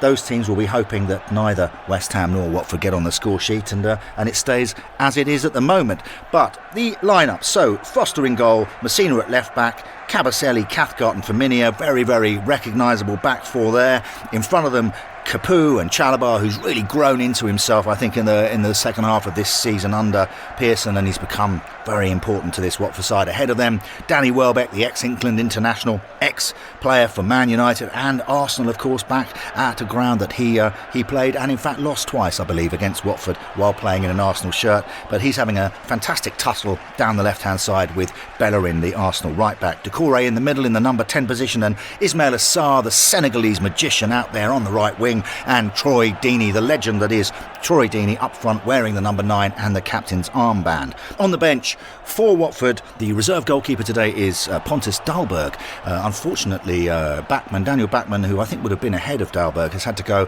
to see his partner, who gave birth 2 days ago, and Gomez, the wonderful Aurelio Gomez, who I'm sure a lot of Watford fans would like to have seen here today and possibly play in this match, which could well be his last ever performance in a Watford shirt, is unwell at the moment. So it is Pontus Dahlberg on the bench as the goalkeeper. Holebas is on the bench. Dawson, Tom Dele-Bashiru, Andre Gay, Passetto and Quina make up the rest of the substitutes. Now the Arsenal side: Bernd Leno in goal, with Bellerin at right back, Mustafi and Socrates. Mustafi not very popular really with the Arsenal fans. I think they always feel he's got a bit of a mistake in him, but not so far today. They've played well, that back four. Tierney, the young Scot there, playing at left back. I'm sure that's someone that Kenny's keeping a close eye on, and he's a fine upcoming prospect for Scotland. In front of them, Xhaka, the very unpopular Swiss ex-captain of the Arsenal team. Torreira alongside him. Ozil ahead of them.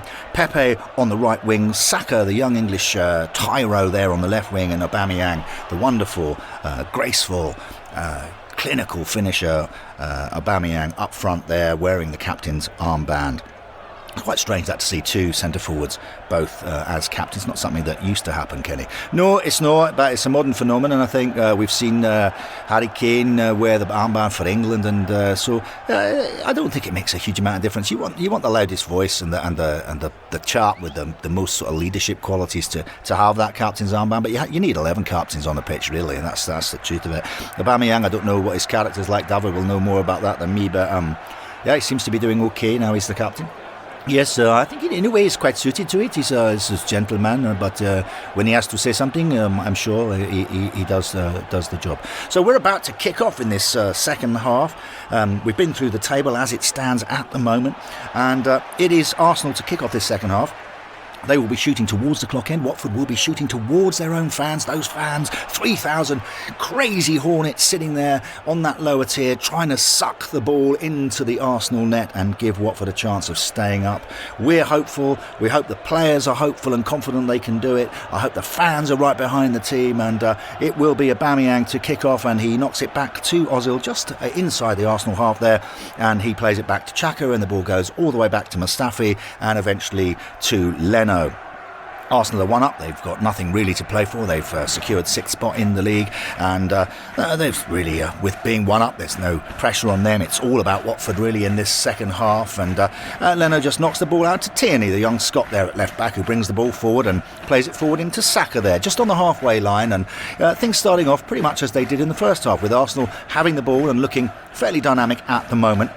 Here comes Sarr, and he challenges Saka there, and he gets the ball off him, and that's good work from Sarr. He's certainly snapped into that tackle, and he's won the ball really well. Saka's gone down and is complaining there should be a foul, but there's no foul given. The ball's been played back towards Chalobah, just out towards the left-hand side of the midfield. He plays it forward to Welbeck now. Welbeck crosses the halfway line into the Arsenal half. He's looking to try and find a way through this Arsenal back line. Bellerin comes out to meet him. They've already been tussling away like crazy, those two, and obviously good friends, I think, off the pitch, but on the pitch, deadly enemies, and both have been booked. Here's Welbeck now onto Bellerin's shoulder, and Bellerin is trying to muscle him out and make the ball go out for an Arsenal throw, but he doesn't manage that, and in fact it is his toe that has the final touch, and it will be a Watford throw-in down there on the left-hand side in front of the Watford fans, and the Watford fans are getting up there and singing. Deeney's coming over, and he's starting to organise those Watford players, and Deeney's taken up a position just inside the box, and he's got Mustafi in front of him, and this is something we see almost every week. Mustafi in front of him, Socrates behind him, and Deeney is the meat in the sandwich there, but they will be trying to get that ball into Deeney so he can nod it down, and maybe we can see a shot on target from Watford. It's Messina who's come up to take the throw-in. Welbeck's come just short of him, and he actually plays it to Welbeck, which surprises the Arsenal back four. They're expecting the ball to come into Deeney, and Welbeck plays it back to Messina. He's in a very advanced position, not something we've seen a lot of in this game, and we're just 2 minutes into the second half, and as you can tell, I'm extremely excited about this second half and hoping that Watford can make something of this position they're in currently. There's Welbeck again back on the ball, and he plays it inside to Doucouré. Doucouré in the number 10 position, if you like, about halfway inside the Arsenal half, looking to find an opening. And Arsenal are now backing up into their own penalty box, which is exactly what Watford will want them to be doing, thinking defensively, allowing them, Watford, to have the ball, let Watford create some chances. There's Sarr coming inside. He's actually run diagonally across behind Doucouré out towards the left, which is unusual for Sarr, and he receives the ball from Doucouré, and that's a clever bit of play there, because no one's picking up Ismaila Sarr at the moment. He's now at the corner of the box, and he's got Welbeck just to the outside of him. Plays it to Welbeck, who gets beyond Bellerin there, and he crosses the ball in, and there's Deeney. Deeney chests it down and shoots, but he just scuffs the ball there, really. His foot, I think, boot just hit the grass before ball, and unfortunately, with a good side of goal there, Deeney wasn't able to get a clean contact, and the ball has just gone to Leno, who has picked it up. Not a bad start from Watford, Kenny.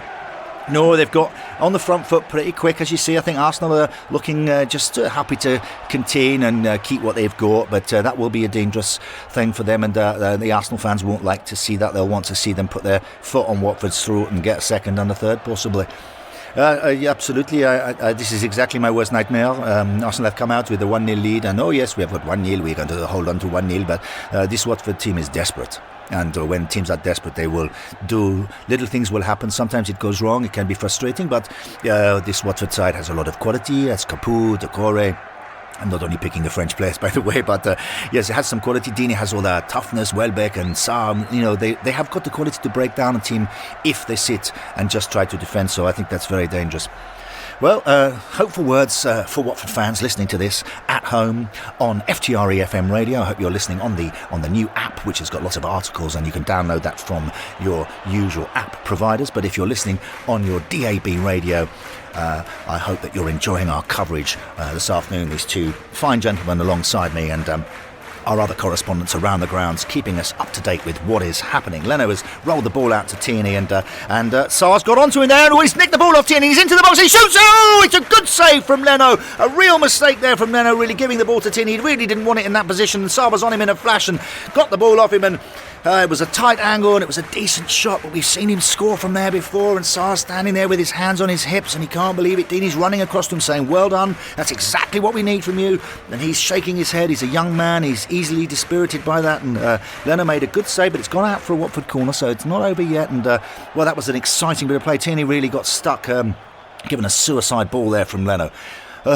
You're not wrong, Colin. I don't know what Bernd Leno thought he was doing. He's so relaxed and so complacent to roll the ball out to Tierney there, and Sarr was on him in a flash, and he was almost saying, don't give it to me, and it was too late, and Sarr got it off him, and it was a good bit of play. But if he just kept his head a wee bit calmer there, I think he could have just taken a bit more time and scored. This is exactly what I'm talking about, Colin. You see how complacent this Arsenal team can be, and that's 5 minutes into the second half, and already they have had two decent chances, and this is something that scares me, and I think Arteta has to sort this out, because you cannot see a team as good as Arsenal, a team that wants to win titles, that wants to win cups, play like this when they are 1-0 up. It's absolutely shocking to me. I can't bear to watch it, and I'm starting to feel like I want Watford to score just to wake them up. Well, I didn't think I would hear those words from an Arsenal legend. We are in fact 6 minutes into the second half. Watford still in 19th position. They desperately need a goal. A goal will do it. A goal will get them safe. 1 point will put them on 39 points, and I don't think that anyone can catch them on 39 points, and it will mean some other team will face the horrors of the Championship next season. I don't mean to be down on the Championship. I think it's a very exciting league. We know how competitive it is, how many games you get. Fans do enjoy it, but for me, where you want to be is here in the Premier League, playing against the best teams, some of the best teams in Europe, Liverpool, Everton, Tottenham, Chelsea, and if you're a club like Watford, a small club like Watford or Bournemouth or Brighton today, you want to fight to stay in this league so that you can have those days out and you get your wins. Watford beating Liverpool at home, first team to beat them this season. What a fantastic memory that is for Watford fans, that 3-0 win. So yes, we want to be here in the EPL as it's known, and the ball now is out at the corner flag. There's been an injury actually, and it is to Foster, strangely. He's sitting on the grass, and that's why this corner hasn't been taken yet, and the coaches have come on, and that is a bit of a worry for Foster, particularly when you consider that Pontus Dahlberg is only 20 years old and has never played a Premier League game of football, and I think it's a lot to ask a young man like that to come in at this stage. But Foster's up, and he seems to be his calf, or maybe his quad, maybe when he kicked the ball he's strained something, but he's waving away the coaches now. Obviously goalkeepers don't have to go off the pitch, and he's at the other end of the pitch, but yeah, he seemed to be in a little bit of trouble. We'll have to keep an eye on that one. That would be very bad for Watford to lose one of their best players, and Foster has definitely been one of their best players. But now Massina's come across to the right-hand side. He's getting the bird there from the Arsenal fans down in their corner. They are not happy. He's placed the ball in what looks significantly outside the quadrant, which is something we see all the time. But the linesman is on the referee's assistant is on the other side of the pitch. And they're shouting and screaming at the ref that he hasn't got it in the quadrant. I mean, I can't imagine that a few millimetres makes much difference, but anyway. And he's going to hit this with his trusty left foot, although he took a free kick earlier in the first half and just smashed it straight to the wall. So we'll be looking for something a little bit better from Adam Massina. He's going to be an in-swinger. They haven't committed too many forward here, Watford. They do know, and in the game against Manchester City, they had a corner and they conceded a goal from the break, and they won't want to do that. It's very much a tight situation, this, for Watford. They want to get the goal, but they also can't afford to concede at the other end. And Massina now plays the ball in there, and Mustafi just heads that away very, very easily. Not a great delivery. He hung it up a bit high. Deeney didn't really have a chance to get it. We're going to the London Stadium. There's news of a goal from Paul Saverta. And West Ham are in serious trouble. It's a goal for the Villa. The home side were pushing forward as they needed to do, but this was a classic counter-attack. Grealish played through McGinn, who finished calmly. It was the first shot on target by either side. 1-0 Villa. West Ham need a response. Thank you, Paul. And that does affect the table somewhat. Watford now have gone up without doing anything to 18th, still below the relegation line, and West Ham are now in 19th position. And as Paul says, they're very much in trouble. And West Ham fans will be extremely unhappy. And I bet the atmosphere there is starting to darken with the problems, obviously, between the fans and the owners around the money spent and the handling of the club, and also, of course, the stadium. But back here, Mustafi headed that corner away and the ball came out to Pepe. Pepe is very quiet in the second half, David. I wonder what's going on with Pepe. He doesn't seem to be terribly interested in this match at the moment. No, he does have that problem. Sometimes he can be on fire and really be one of the best players on the pitch. But today, as you say, he doesn't look terribly interested, and he's got the ball now. Yes, Pepe has the ball out there on the right and he's in the Watford half. He's not really getting a lot of support. Ozil is sort of strolling around. Again, he started to look a bit more like his usual self, and I don't mean that in a kind way. I mean that in an unkind way, and that he's starting to stroll around, not really doing much running. There's not much intensity in Arsenal's play at the moment, and that is a worry. And David has been pointing that out, and I will leave that very much to him. He knows this team. He knows these players. Ozil has received the ball now from Pepe, and he's in the centre circle, and Deeney comes back a bit deeper than normal, and he actually tackles Ozil there. Ozil's really upset about that. He thinks that he's such a wonderful player that no one should be allowed to tackle him, but Deeney's got the ball off him, and in retaliation Ozil has just gone in and tackled Deeney, and Deeney's gone to the floor, and he has won a free kick for Watford just inside the Arsenal half. Mike Dean has blown his whistle, and he's had a little word with Ozil there, because that was slightly petulant, David, wasn't it? Yes, it was, and I don't understand Mesut. He's one of the greatest players in the world. We know that. We know his quality, and we know how brilliant he can be. But today, we see both sides. In the first half, running around, dictating play, very, very much the best player on the park. And then second half, I don't know, petulant, a little. Why would you do that? I mean, you give away a free kick. Yes, and so it's Capoue who's come up to take this. The languid Frenchman, one of my favourite players in the Premier League.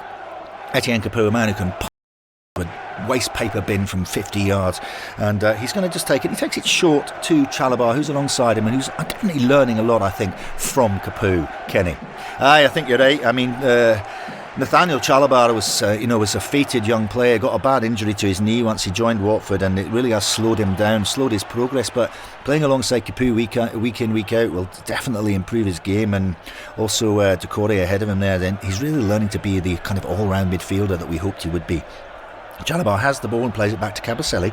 Kabasele's just on the D there. And Watford are just getting themselves organised, and before they go again and try to break down the serried ranks of the Arsenal defence. Kabasele passes it to Cathcart. We haven't really seen a lot of Cathcart. They really haven't had an enormous amount to do in the last sort of half and 15-20 minutes of the first half, and this half also. We are now 12 minutes into the second half, and it is still Arsenal 1, Watford 0. We've just heard of a goal Aston Villa have scored at the London Stadium. West Ham very much in trouble there. So Cathcart plays it out to Firmino, and we'd like to see Firmino get forward a bit more in this second half. Maybe he could be the key to creating a chance. Up front, he can be very effective when he gets forward. Firmino plays it up to Sarr. Sarr on the halfway line. He's looking to get forward, as he always is, and he's got Saka trying to get the ball off him at the moment, but Sarr's a little bit too strong for Saka. Saka is quite diminutive in stature, and Sarr's sort of pushed him off with his shoulder and his arm a little bit, but no foul given, and plays the ball forward for himself and runs after it. Torreira comes across to try and tackle him, but totally mistimes that tackle, and Sarr is now getting forward again, and Tierney's coming out now. Tierney's turn to try and stop the Senegalese express. Socrates is also coming over. They know this young man is a threat, and Sarr is having to stop his run there and turn and come backwards, and Capoue's run across the pitch to him and receives the ball off him. Torreira into Capoue, trying to win the ball again for Arsenal. Now there is a bit more intensity in this Arsenal play, but Watford are keeping the ball nicely and looking to just probe and prod and see if they can create an opening here at the Emirates. It's Arsenal 1, Watford 0. We have to go to the London Stadium. I think there's a penalty. Paul Saferta. It's still 1-0 Villa, but West Ham do have a penalty, and the visitors are down to 10 men. Michel Antonio barged his way through. Pepe Reina came out, and Antonio went down under the challenge. VAR did review the penalty. It looked tight, but Reina's Villa career does end with a red card. Jan Newland's come on for Trezeguet. That took some time, and now he faces the spot kick to be taken by Mark Noble, who scores 1-1. West Ham still in the drop zone, but back in the game. Well, that is extraordinary news. Poor old Aston Villa down to 10 men in the most crucial game of their season. Can you believe it, boys? No, I can't believe it. I had a look at it actually on the monitor, and I think there's no doubt it's definitely a penalty. And the thing of sending players off for that is harsh, but I don't think you can do anything else. So Aston Villa down to 10 men, and that means that West Ham at 1-1. Are still, as Paul said, in the drop zone, but they've jumped up ahead of Watford, back onto 38 points. So Aston Villa now in 15th on 39, Brighton below them on 38, and Bournemouth below them on 38, and then into the drop zone, West Ham on 38 points, and below them Watford in 19th on 38 points. So 4 teams on 38 points. It couldn't be tighter, David. No, golly, it could not, and it's so breathless. One goal either way can change the whole destiny of a football club. If Bournemouth aren't able to hold on to their lead at Everton, they could go down, and Brighton could go down, and anyone could go down. But at the moment, as you say, it is West Ham and Watford who are in the bottom 3 with Norwich. Yes, and very worrying times for Watford fans. We are now 15 minutes in. There's 30 minutes left of this game. Watford need to score to ensure that they get out of this relegation. They could escape relegation if other goals are scored in other games, but it's better to rely on yourself. Now, the ball is currently with Foster, who has in fact thrown the ball out. It seems that this calf/quad injury is a bit of a problem for Foster, and the coaches are coming on again. They're stretching out that leg, and I am slightly concerned. I see Dalberg is out there warming up. He definitely won't want to come on. Well, he may want to come on, but he also won't want to come on. I'm sure Nigel Pearson won't want him to have to be thrown into the action, and he's a young man. He's never played a first-team game for Watford, and in this crucial relegation fight here on Relegation Showdown Sunday, if Pontus Dalberg has to come on, it really will be a very difficult situation for the Hornets. But it's looking like Foster's waving away the coaches again. He's going to carry on. It is a goal kick to Watford after nearly 16 minutes of this second half, and it isn't. Foster indeed is not going to take the goal kick, which again is something that is a bit of a worry, because you have to commit a defender very deep, which allows the Arsenal players to come up, and they are coming up. Saka and Aubameyang have come up to the edge of the area, because obviously now it's going to be Kabasele to kick this goal kick, and the other Watford players have gone forward. Now they're having to come back in case there's a mistake, but Kabasele takes this goal kick and he flies it. Oh, it's an amazing kick. Kabasele's kicked it way over the halfway line, way over the head of Deeney, and Deeney's running after it now, and Mustafi's got the ball, and Mustafi's slightly panicking on the ball then. He wants to play it back to Leno, but Deeney's right on top of him, and he plays the ball, and it's a bit short, and Deeney's in there, but Leno goes down at his feet and saves it. There's brave goalkeeping from Leno there. Mustafi was at 6s and 7s. He really wasn't expecting the ball to come to him, and with Deeney charging at him like a bull, he slightly lost his bottle there, I think, Mustafi. He wanted to play back to Leno and then realised it was a bit short, made a bit of a hash of it, and Leno was quick to react and come out at Deeney's feet, which is not a place anyone would like to be in a football match. But Deeney's a very fair player and didn't leave anything on the goalkeeper there, and so it's now Leno with the ball after nearly 18 minutes of this second half, and Leno just throws the ball overarm to Tierney, I keep calling him Tierney out there at left back. And Tierney this game is really starting to take on a very strange shape, with Watford really in the ascendancy, and Arsenal just looking to defend. But those creative players in the Arsenal side really aren't doing very much, and I wonder if Mikel Arteta is going to think about possibly making a substitution fairly soon. We're coming up on 65 minutes, and that's not a bad time to make a change, maybe inject a bit of intensity into this Arsenal team. What do you think about that, David? He's got to do something, because they are going backwards and backwards. Mustafi there very, very nearly made a mistake for a goal. They don't look unified at the moment. They're walking around, they're walking in front of their fans on the last day of the season. It's not acceptable for me. I think Mikel Arteta is a nice man, but he has a fire in his belly, and I think he will have to make a change if he's going to change the way Arsenal are playing.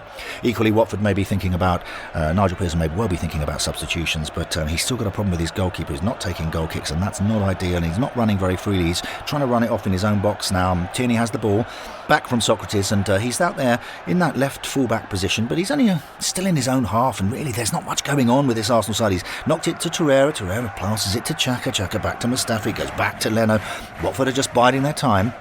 But they're slowly moving forward. Deeney up there on the D, and he's got Sarr and Welbeck for company on either side, and Doucouré is creeping forward as well. They feel, and maybe they sniff, a mistake in this Arsenal back line, and we saw it in a previous game between these two at Vicarage Road, where they tried to play the ball out short, and I think it was Tom Cleverley that got on it and scored a goal, and everyone was very upset about that, Arsenal fans anyway, but they can't afford to do that today. It won't affect Arsenal, of course, but it will affect, well, it will affect Arsenal. You want to win your home games, you want to play as well as you can, and Mustafi now has the ball from Leno, and they plays it to Socrates, and it goes out to Bellerin. Bellerin is trying to get forward now. He passes the ball up to Pepe, but Pepe just knocks it back to him, looking really like he couldn't care less whether he has the ball or not. The ball goes to Ozil. Ozil pretty much the same, passes out to Saka. Saka now on the ball, and he is running forward. He is taking on Sarr, who's playing beautifully today and doing all his defensive work as well as his attacking work. Really, he is quite a star, this young man from Senegal. And but Saka's got beyond him now, and Firmino is coming out to stop the run of Saka, and Saka's stopped and he's looking, and there's no one there. There's no Arsenal player as far forward as him. They're not really getting up to support him. Aubameyang is making his way forward now. Aubameyang is waving his own players forward, and Saka is tackled by Firmino. That's good from Firmino. He's played the ball through to Sarr, and definitely Watford in the ascendancy. He plays it into Deeney just inside the Arsenal half. Deeney now on the ball. He takes on Xhaka. Torreira comes in. He manages to. Torreira bounces off Deeney there, really, without a tackle being made, and Deeney's still on the ball, and he's looking to get forward.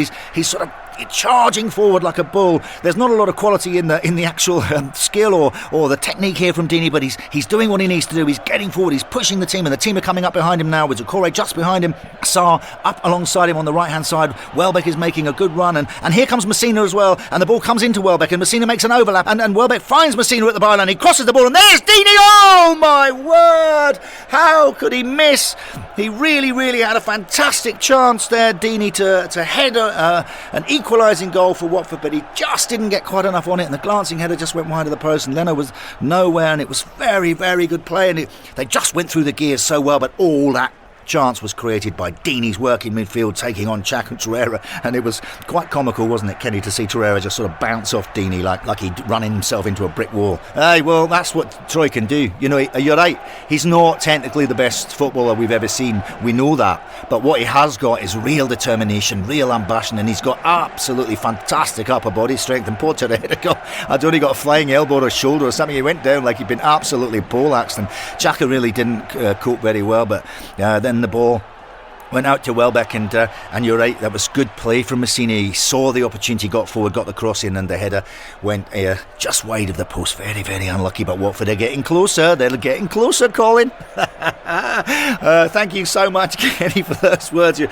getting me very overexcited here, and David's got his head in his hands. He can't believe this Arsenal defending. He's very upset, and I don't think we're going to put him on the mic for a while until he's calmed down, because he's looking extremely angry. He's just thrown a water bottle down at his feet, and we've all got wet feet now, but we're about halfway through the second half, 22 minutes in, so let's go round the grounds, and let's first go to Goodison Park. Kelly Summers. Well, what a start we've had to the second half here, and what a crucial moment this could be in the relegation race. After coming out the blocks at scintillating speed again, Everton are now down to 10 men. Bournemouth have struggled to contain him all game, and having been seemingly pulled down by Steve Cook, as the referee Martin Atkinson blew for a Toffees free kick, that man, the former Hornet, Richarlison, got up and grabbed Cook around the face and pushed him to the ground. Atkinson had no choice, a straight red for Richarlison. That'll do no favours to endear himself to the Vicarage Road faithful who used to sing his name. 10-man Everton 0, Bournemouth 1. Thank you, Kelly. And now let's go straight to Turf Moor, my old mate and mucker, Mike Hodges. It's a very boring second half so far. 23 minutes in, Brighton are happy with their 1-0 lead. As you know, it's Burnley 0, Brighton 1, and Burnley don't seem terribly interested in looking to get an equaliser. It's very much a stalemate sort of game. It's an end-of-season game, and Brighton fans will be happy to see Burnley playing the way they are without a huge amount of determination to get back in this game. Brighton are handling Burnley pretty well at the moment, but of course all Brighton fans will still be biting their nails, because a goal for Burnley will really put Brighton into some serious trouble. But at the moment, Brighton handling the game extremely well. It's Burnley 0, Brighton 1. Thank you, Mike. And finally, we go to the London Stadium, where Aston Villa are down to 10 men. Paul Safeta. Still 1-1 here, but David Moyes has finally released the shackles. Souček and Bowen are on. Villa have brought on the camber for El Ghazi, so it's attack against defence. Newland's made a fine stop to deny Allaire. Engels put his body on the line to block a Cresswell shot. You can't take your eyes off this now. 1-1. Wow. I don't know how you're feeling back at home listening to this, wherever you are, in your car, in the park, where you're having a picnic. It's Relegation Showdown Sunday, and goals are flying in left, right and centre. Players are being sent off all over the place, and Watford fans will be very upset to hear that Richarlison has been sent off. I think they would have much rather see him get a hat-trick today against Bournemouth, but that is not the case. So to add insult to injury, leaving the club, although he left the club for a lot of money, but there was a few tears over the Marco Silva thing back in the day, and to add insult to injury, Richarlison's now been sent off. Everton down to 10 men, and Bournemouth comfortably in the lead there, 1-0, and currently out of the relegation zone. So let's just quickly update ourselves at the table. There's a break here for an injury to Hector Bellerin, who's gone down under quite a nasty tackle from Welbeck, but there was nothing in it really, I don't think, and he's not received a second booking. He's apologised to Bellerin. Bellerin has rather ungraciously not accepted his apology, but the coach has come on to look at him. So while we're dealing with that, just look at the table very quickly. So with 70 minutes gone now, Aston Villa are in 17th and looking pretty safe there on 39 points. Brighton just below them on 38 points, Bournemouth below them on 38 points, and then West Ham in the relegation zone on 38 points, and Watford sadly still in that 19th spot on 38 points, desperately need a goal, and we will wait and see what happens. Now, while this is going on, Mikel Arteta is going to make a double substitution. I think maybe he's listened to David here. He's taking off Pepe, who really has looked rather lacklustre, and he is bringing on Lacazette, which means that Lacazette will probably go forward into two-man attack, and Ozil will drift across to the right-hand side of that midfield, a more obvious kind of 4-4-2 system. But he's also taking off Torreira, who I think has run himself into the ground, pretty much the only Arsenal player who has, although I think the two fullbacks have played pretty well so far, and he is going to bring on Guendouzi. That is a fairly normal substitution for Arsenal. So we now have Xhaka and Guendouzi in midfield. We have Ozil out there on the right, and up front we've got Lacazette and Aubameyang. So it's a slightly different change. Do you think that's going to have an effect on the way that Arsenal play? I hope so, because I cannot watch my team play like this for another minute. I mean, the defending in the last 20 minutes has been absolutely appalling, and they are basically asking Watford to score, and that is not the way you play Premier League football. If you want this team has ambition next season to challenge for the title, to get back in the Champions League, they cannot play like this. Strong words there from David Kenny, and Kenny's smiling and chuckling. He knows what it's like when you see the team that you love playing poorly, and we've certainly seen that in the past. So David is having a bit of a sulk. he's smiling now, so that's good.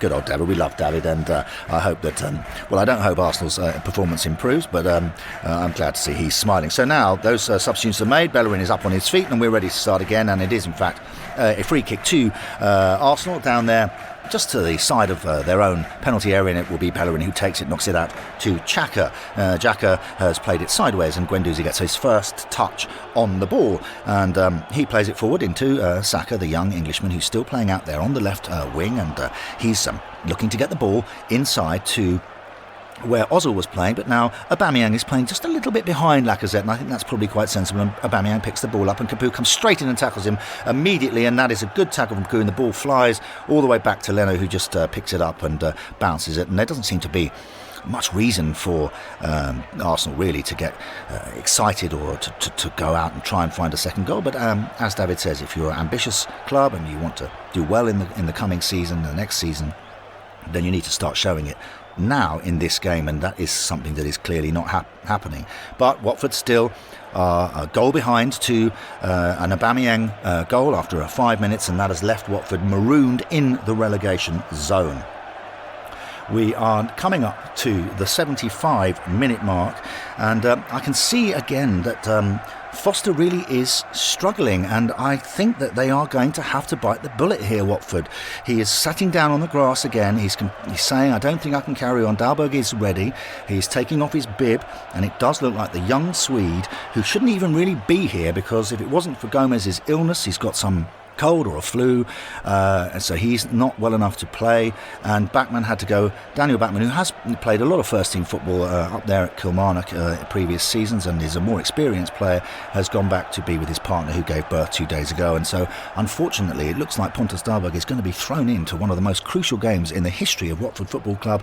And indeed, here comes the board, and Foster is just going off behind his goal, down there to our left in front of the clock end, and he's actually getting some nice applause from the Arsenal fans, which I think is fair enough. And Dahlberg is sprinting on now and taking up his place. His heart must be beating at 150 miles an hour, Kenny. It's not, you don't envy the lad. You really, really don't envy the lad. Pontus Dahlberg has played in goal for Sweden for the first team, for the senior international side, so he's obviously got quality, but having not really played at all except under 23 games, and they don't really count as far as I can see. I've watched a few of those, and it's not really football as you would know it. There's no contact, it's very much like a training game, and now he's been thrown in. Goodness me. So Leno now has the ball at the other end of the pitch, and Dahlberg will be hoping that the ball comes nowhere near him for the next 15 or so minutes. Leno rolls the ball out to Mustafi to Socrates, and Socrates plays it forward now and to Xhaka, but Chalobah's there and wins the ball off Xhaka, and Xhaka's not having a great game, it has to be said, but Ozil has come running over, and he fouls Chalobah. I don't really know what Ozil's doing, and Mike Dean's had enough, and he's come across and he's booked Ozil. The petulance in this man sometimes is very difficult to understand. He had no reason, he ran like, I don't know what, 30 feet, 10 yards to tackle Chalobah, who just nicked the ball off Xhaka, and he's given Watford another free kick in a dangerous area. It's halfway into the Arsenal half, and Watford will take everything they get. There's only 15 minutes to go now, and Watford are desperate for a goal, currently in 19th position with 38 points, desperately need a goal. Their goal difference, if only their goal difference was better or equalled Brighton's, then they would be out of the relegation zone. There's 4 teams on 38 points, and it's Messina again who comes up, and there's no wall from Arsenal. I find that very peculiar. They have committed quite a lot of players forward here, Watford, and Kabasele and Cathcart have gone up there. Firmino has stayed back. Messina will take the free kick, and Chalobah and Capoue have gone forward. Doucouré has come deeper this time with Firmino. They don't want to get hit on the break with Lacazette and Aubameyang staying forward. And Welbeck's gone into the box again to the far post. Deeney around the penalty spot, trying to find a little bit of space between Mustafi and Socrates. And here comes Messina, and he's being very quick to this one, and he hits it with his left foot, and he floats the ball in there. But it's Socrates who gets to it, and he heads it away, and the ball goes up in the air, and Leno comes and just catches it. And really, again, a bit of a wasted opportunity there, David. Yes, it was, but I don't like what I'm seeing. I'm so sorry. I must stop saying the same thing over and over again, Colin. But what Ozil did then, I don't understand. For me, just take him off. Just get him off the pitch. Bring someone else on who wants to play. Get Willock on or someone like that. I don't know, but I don't like to see this. He runs across just to foul a player. Why? Yes, it's very strange. We are now 32 minutes into the second half. We're approaching the 80-minute mark, and time is getting tight. Watford fans are looking desperate over there to my right in that little corner on the bottom tier. The singing really has stopped. They are nervous, and they are in the relegation zone, and currently it is Brighton and Bournemouth who are the ones that will stay up, and West Ham and Watford will go down, which would be a disaster for West Ham. But Aston Villa are down to 10 men, so West Ham will have a chance. So Leno now with the ball, and he's rolled it out to Xhaka, who's come short, and he's turned, and again they're very, very deep, Arsenal. I don't really understand, and Deeney's there pushing pressure on Xhaka again, and Welbeck's up with Bellerin. He tries to pass it to Bellerin, but Welbeck gets the ball off Bellerin, and he turns and plays it back to Messina, who stayed up, and here's Messina again, and he passes it inside to Chalobah. Chalobah to Capoue, much better from Watford. Quick movement, quick one-touch football to Doucouré to Sarr there. Sarr into Deeney just on the D with his back to goal. Plays it into Doucouré, who shoots with his right foot, and it's a good shot. He gets it well. He tries to bend it with his right foot inside the right-hand post as he will look at it, but unfortunately doesn't quite get enough bend on it. And the ball goes out for a goal kick, but really Arsenal are giving the ball away in very dangerous areas, Kenny. Aye, they are, and I just don't understand. I'm totally with David here. You know, Arsenal are just sitting back deeper and deeper. I don't know what they want. I mean, why don't they get the ball? He's brought on a second striker. So what's Arteta thinking now? I mean, you bring on a second striker, you want the ball further up the pitch. What's Lacazette come on for if he's not going to get the ball? But they're just knocking it about at the back, and eventually they will make a mistake, I'm sure, and Watford will benefit from it. But it's very, very difficult for Watford. We're coming up now to 80 minutes, and I don't know, it's not looking great for them. No, the Hornets are in deep trouble as we speak, and Leno is taking an age to get the ball back from the crowd there, from his own fans behind the goal. The Watford fans are booing and hissing. They want the game to be restarted as quickly as they can, and Mike Dean's come across to say, Leno, get on with it, son, otherwise I'm going to book you.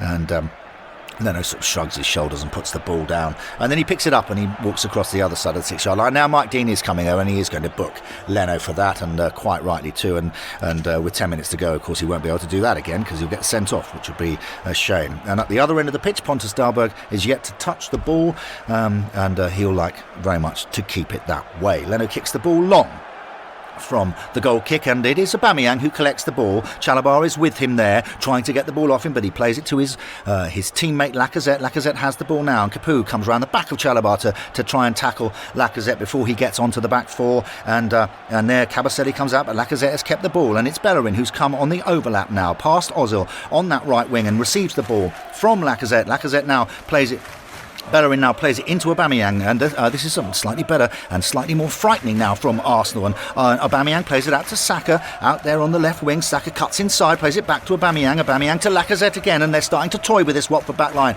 but they're keeping their nerve. The Watford backline keeping their position. The four at the back there with two in front, and it's difficult for Arsenal to find some space. But Bellerin is still up and receives the ball from Lacazette. Now Bellerin is going to take on Messina. He does take on Messina, and he gets in behind him, and he crosses the ball, and there's Lacazette with the volley. Oh no! How can that be? Dahlberg, Pontus Dahlberg, the 20-year-old Swedish goalkeeper, has somehow managed to get across his goal and palm that ball over the crossbar. What an incredible save, his first touch in the game, and he's been absolutely mobbed by his teammates. He's jumped up, he's pushing them away, he's telling them to get organised for the corner. He's not having it, but the young man must be. Oh, and while the corner we're waiting for the corner to be done, we have to go back to the London Stadium. Paul Saberta! It's West Ham 1, Aston Villa 2. Oh my word! Villa had won a succession of corners. Grealish infuriating the home support by keeping the ball in the corner. But when this true home player down to the penalty area, he put a fine ball in. Mings got a knockdown, and Mbwana Samatta hurled himself at it. A ferocious header, barely at knee height. 2-1 Villa, and West Ham United are going to be relegated.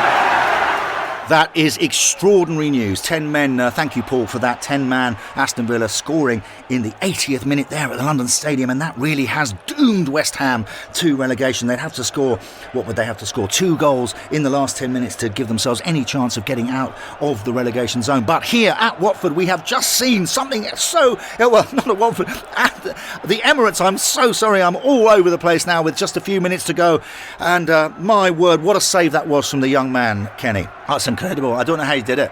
The ball came across from Bellerin, and Lacazette was just there ready to knock it in, and he hit it absolutely cleanly like a pile driver, but for somehow he read the ball and he got across and he got his fingertips on it. It's gone out for an Arsenal corner, and as you say, his teammates absolutely mobbed the young man, and what a fantastic save. And if he never plays for Watford again, he'll be known for that save. David, what are you saying about that? I don't know what to say. I mean, how do you not score? Lacazette is an experienced striker. You have to put it where the goalkeeper isn't. It is a good save. I would say it's a good save, better than good. But really, he should score. It's a perfect cross from Bellerin, and Lacazette gets it. And no, so still no second goal for Arsenal. No, and here we have a corner now for Arsenal, and it will be Bellerin to take it. Bellerin has played well in this game. He's had a lot to deal with Welbeck on his case pretty much from the beginning, but.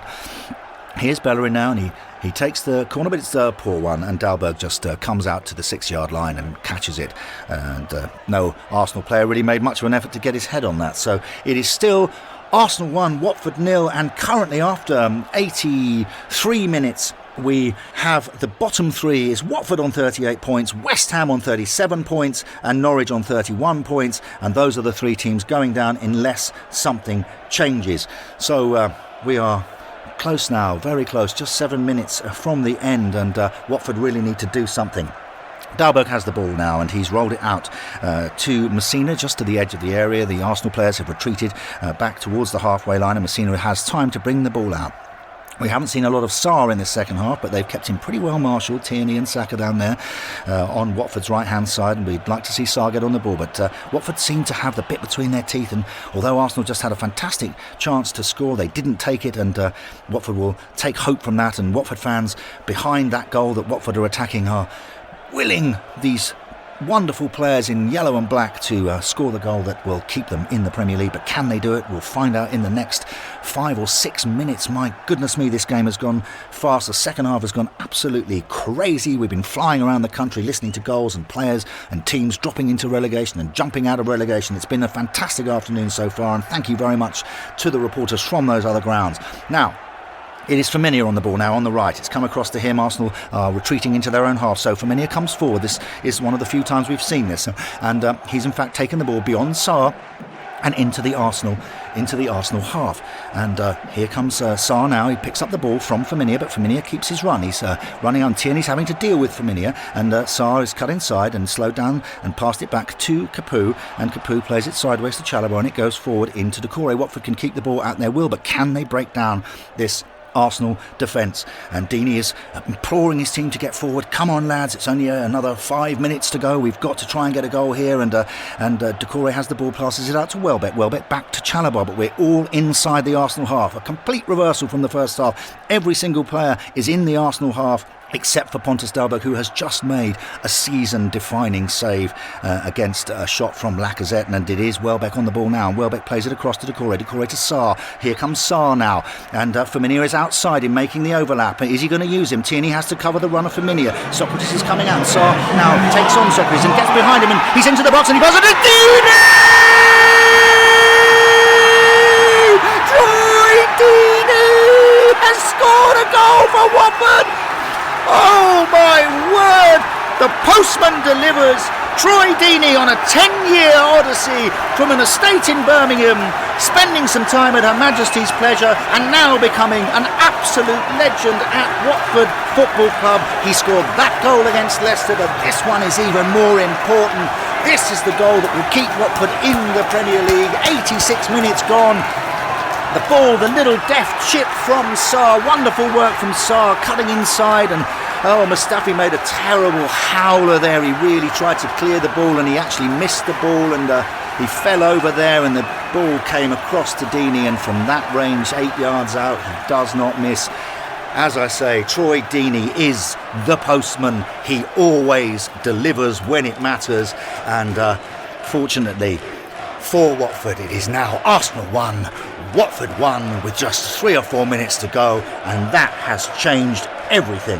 Aston Villa now in 15th place, Watford in 16th place on 39 points, and if it stays like this, they will be safe no matter what happens elsewhere. Brighton above the relegation zone on 38 points, and it is Bournemouth who have dropped into the relegation zone despite being ahead in the game at Everton, and West Ham, I fear, are pretty much relegated. So, well, lads, what an extraordinary end to this game. It was really Firmino's overlap that confused Tierney. He hadn't had to deal with that, and Sokratis came across, and Sarr was just too quick for him. We've seen this happen to central defenders when they have to come across and look after Sarr, and he could have played the overlap or even played the ball through to Firmino on the byline because he was well behind Tierney, but he may well have been offside, so he just kept the ball, and when he got into the box, of course you can't tackle Sarr because he will go down and it will be a penalty, but he picked his pass, and Mustafi there tried to clear it and missed it completely, and Deeney sort of seemed to take it just on the top of his right thigh, and the ball dropped down nicely, and on the half volley he slammed it home past Bernd Leno, and my word, this man just keeps giving Watford fantastic moments. He's there right now in front of the fans. He's saluting the fans in his usual manner. He's being absolutely mobbed. Mike Dean's had to run over to say, come on, you've got to play the rest of this football match. Some Watford fans are trying to get on the pitch, but the stewards have stopped that from happening, and that is a very, very good thing. But what a fantastic goal from Troy Deeney. I cannot believe I've witnessed in person the goal he scored against Leicester in that playoff semi-final a few years ago now, many years ago now. But to watch this one again, Troy Deeney, always the man on the moment to score the goal that will keep Watford in the Premier League if they don't concede in these last couple of minutes. And Watford players have now walking back to the centre. I'm absolutely breathless, ladies and gentlemen, at home. I do apologise if I'm not making a huge amount of sense. It's such a fantastic moment for Watford Football Club to see Deeney score this goal. Can he take over while I get a breather? I mean, well, you wouldn't expect anybody else. As you see, he's been on a fantastic odyssey, 10 years at the club, and he's had his ups and downs, and the downs were pretty bad, but he's built himself up. He's changed the way he thinks about life and about his family and about himself, and he's taken himself very seriously as a footballer, and he's an absolute legend at Watford. And I would go further and say that he has the potential now, with a couple, 2-3 years left in his career here at Watford, to be a Premier League legend. I wouldn't be at all surprised to see in the future someone like Troy Deeney, who has really done something very magical at what is, a smaller club in the Premier League, one of the smallest, along with Burnley and Bournemouth and Brighton, and to keep this team together through some difficult managerial changes and to score this goal is absolutely fantastic. I mean, Mustafi, I don't know, he should hang his head in shame there. It was a terrible piece of defending. David, can you bear to say anything? Colleen, when your team plays the way they have played, they deserve everything they get, and I don't think Mustafi should ever play for Arsenal again. I'm sorry. There are players in this team that are not fit, really, to take the club forward. I don't say they're not fit to wear the shirt. They are professional footballers. They are good people, but they are not the players that will take this team forward and challenge for titles and cups. But because, as you see, I have been saying all the way along from the 30th minute, we see this lackadaisical attitude from Arsenal, and yes, and you see this kind of defending.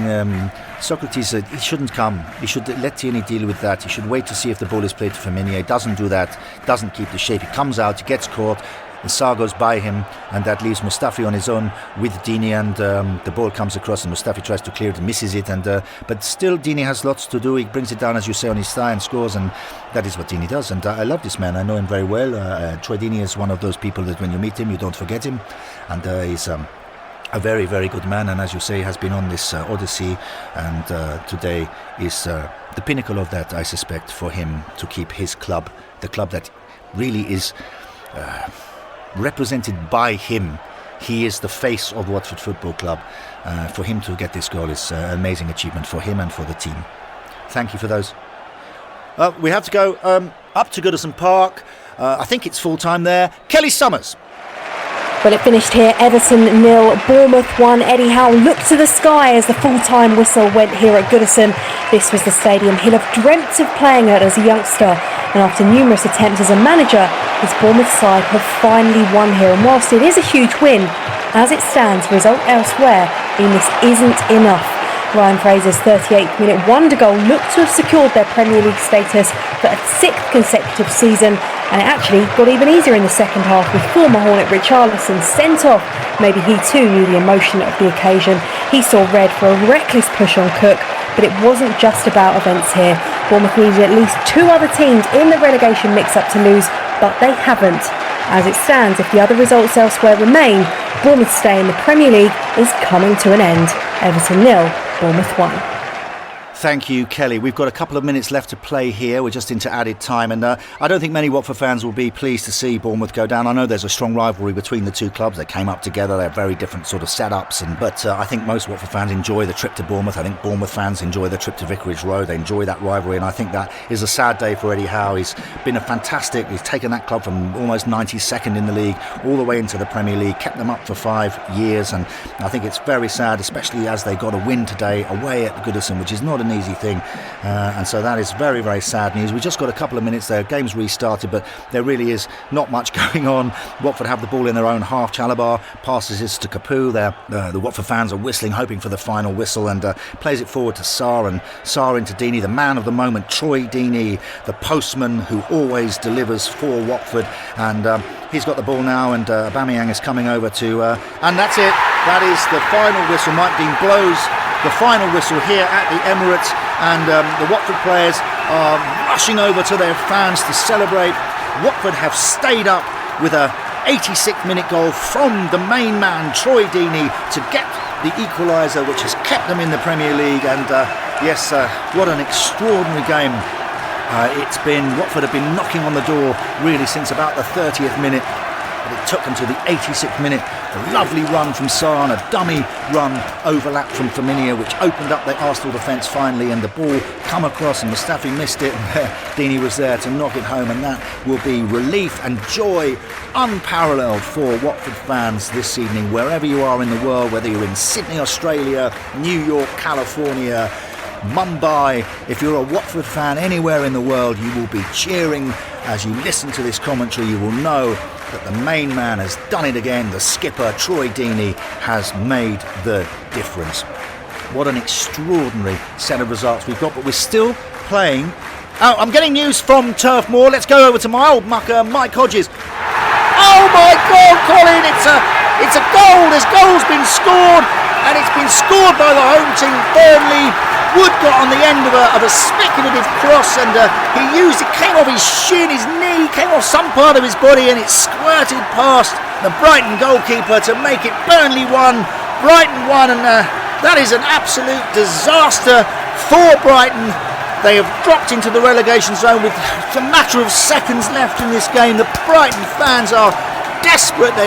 They can't believe what they've just witnessed, and that is in fact the final whistle. The final whistle has been blown here, Colin, at Turf Moor. The final score is Burnley 1, Brighton 1. Brighton are relegated. Oh my word, I completely forgot about the game between Burnley and Brighton and what it would mean if Burnley got an equalizer. So, oh my word, that's an extraordinary result. So currently Brighton are relegated alongside Norwich, but there is still football being played at the London Stadium. If West Ham can get a goal now, it may be enough. I don't know. We're going to go to Paul Saferta.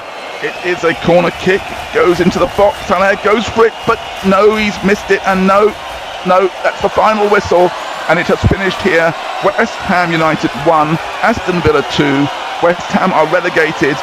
And it's fair to say that the home supports are not taking this with quiet resignation. There is immediate, loud and angry protest going on around the ground in front of me.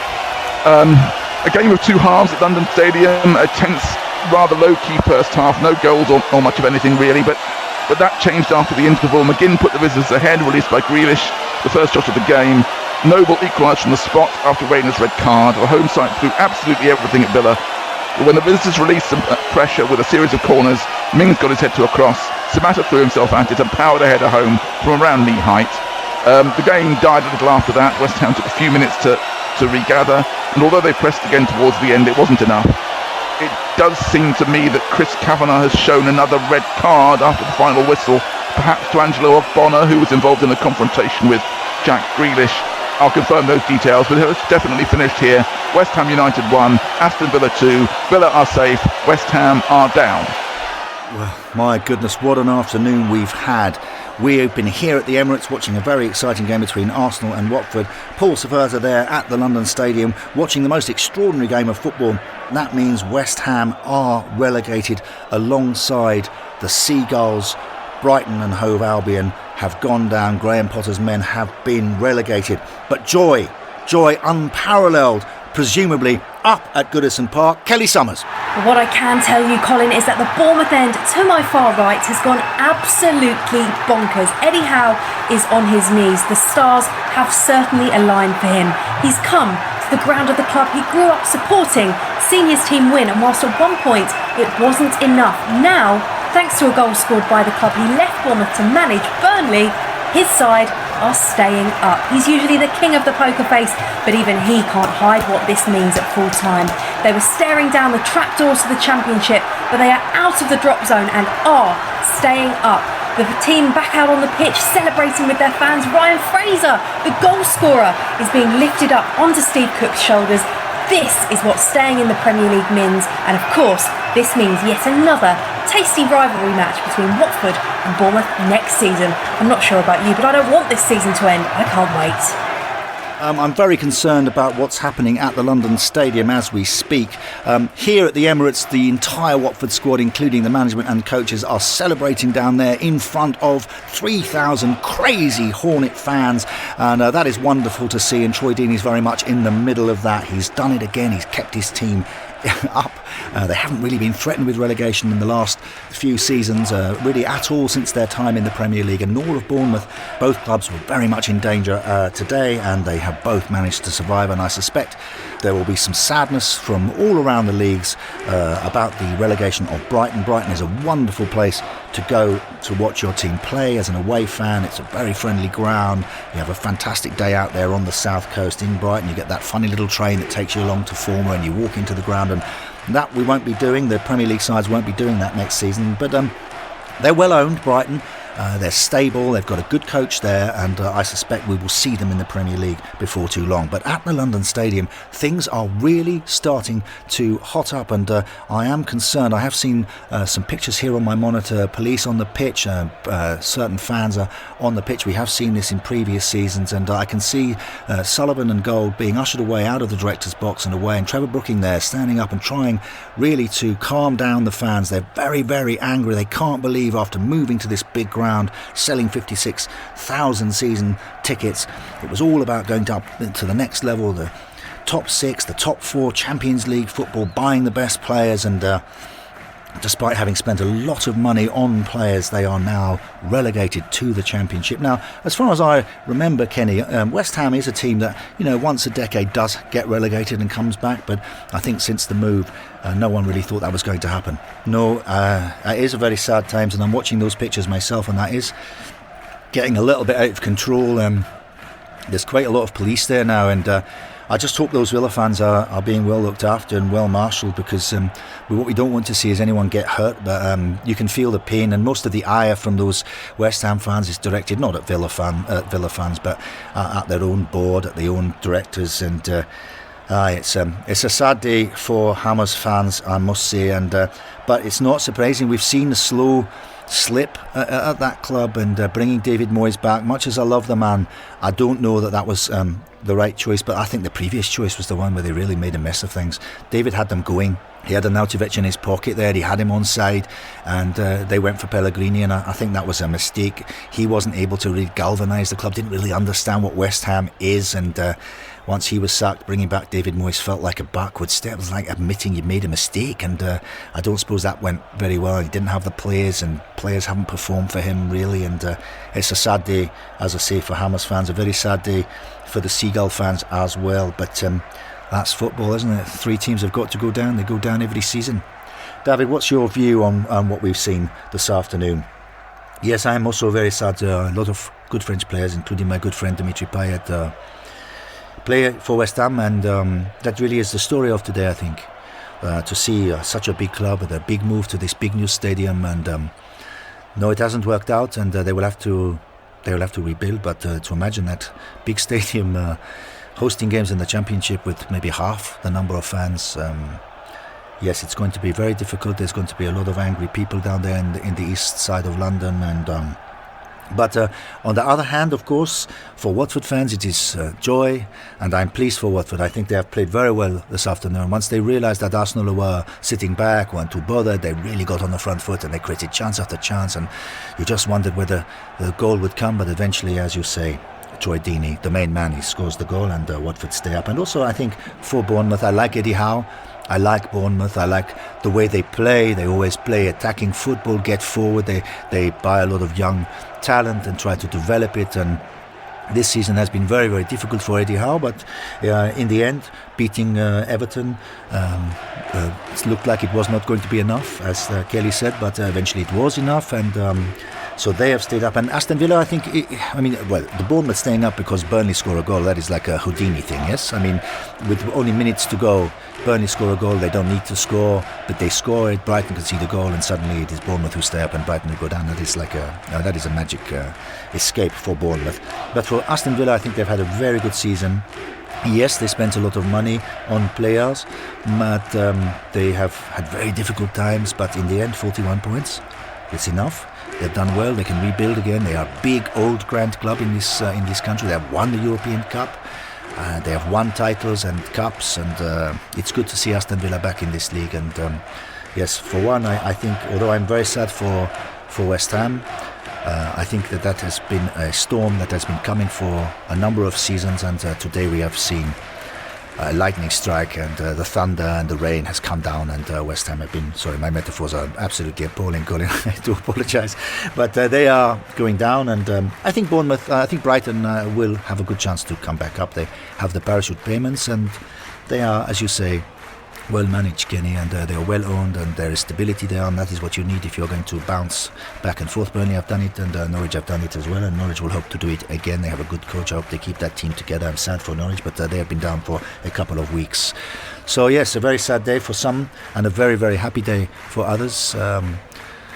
Yes, that's pretty much all I've got to say, but I do want to say this, that if Arsenal continue to play in the way they played in this game, if they start next season like that, they will not get in the Champions League, they will not challenge for title, they will not challenge for FA Cup, they will not even challenge in the Europa League. I mean, there is something seriously wrong at my club, and it is to do with the attitude of the players, and they don't seem to have a winning mentality. It has been very disappointing for me to watch them today.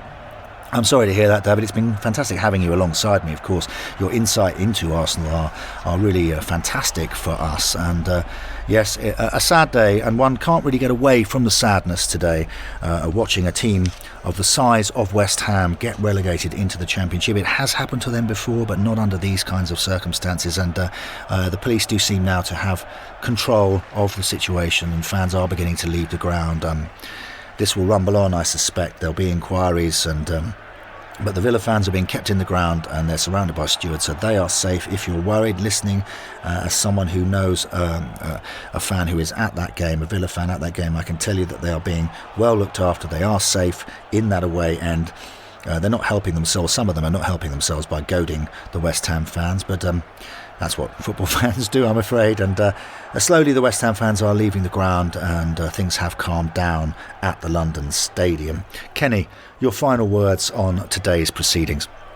I'm just absolutely breathless, Colin. I've never known a relegation last day where they've got 5 clubs and 2 of them are going to go down, only 3 can stay up, but it's been an absolutely fantastic afternoon. I've been on the edge of my seat, and you've been fantastic again, Colin, kept us abreast of everything, and the wonderful correspondents around the country as well. So it's been quite an amazing afternoon, and I must admit, I did not think that West Ham would get relegated. I thought they were outside of the relegation zone at the beginning of the afternoon. They just really needed to get a home win.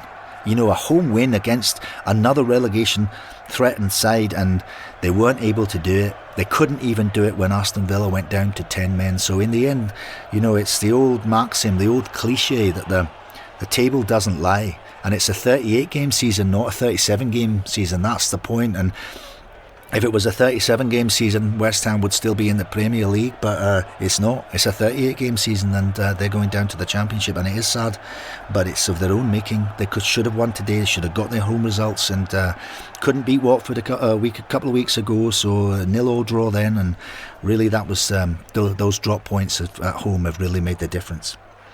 And what about Brighton, Kenny? I can only echo what everyone else has said. It's a good club, and I'm sad to see a young English manager, British manager, get relegated, because it won't help his cause, but hopefully the owner will stick in the way that Burnley did with Sean Dyche and give him a chance to bring that team up. They've got some good players. They need a couple of extra, maybe a couple of players to come in and help, but the Championship is so hard, and so it will be very difficult for them, even with the parachute payments and the bigger budget, to get back out, because there's some big clubs in the Championship are desperate to get into the Premier League. So we'll have to wait and see next season, but as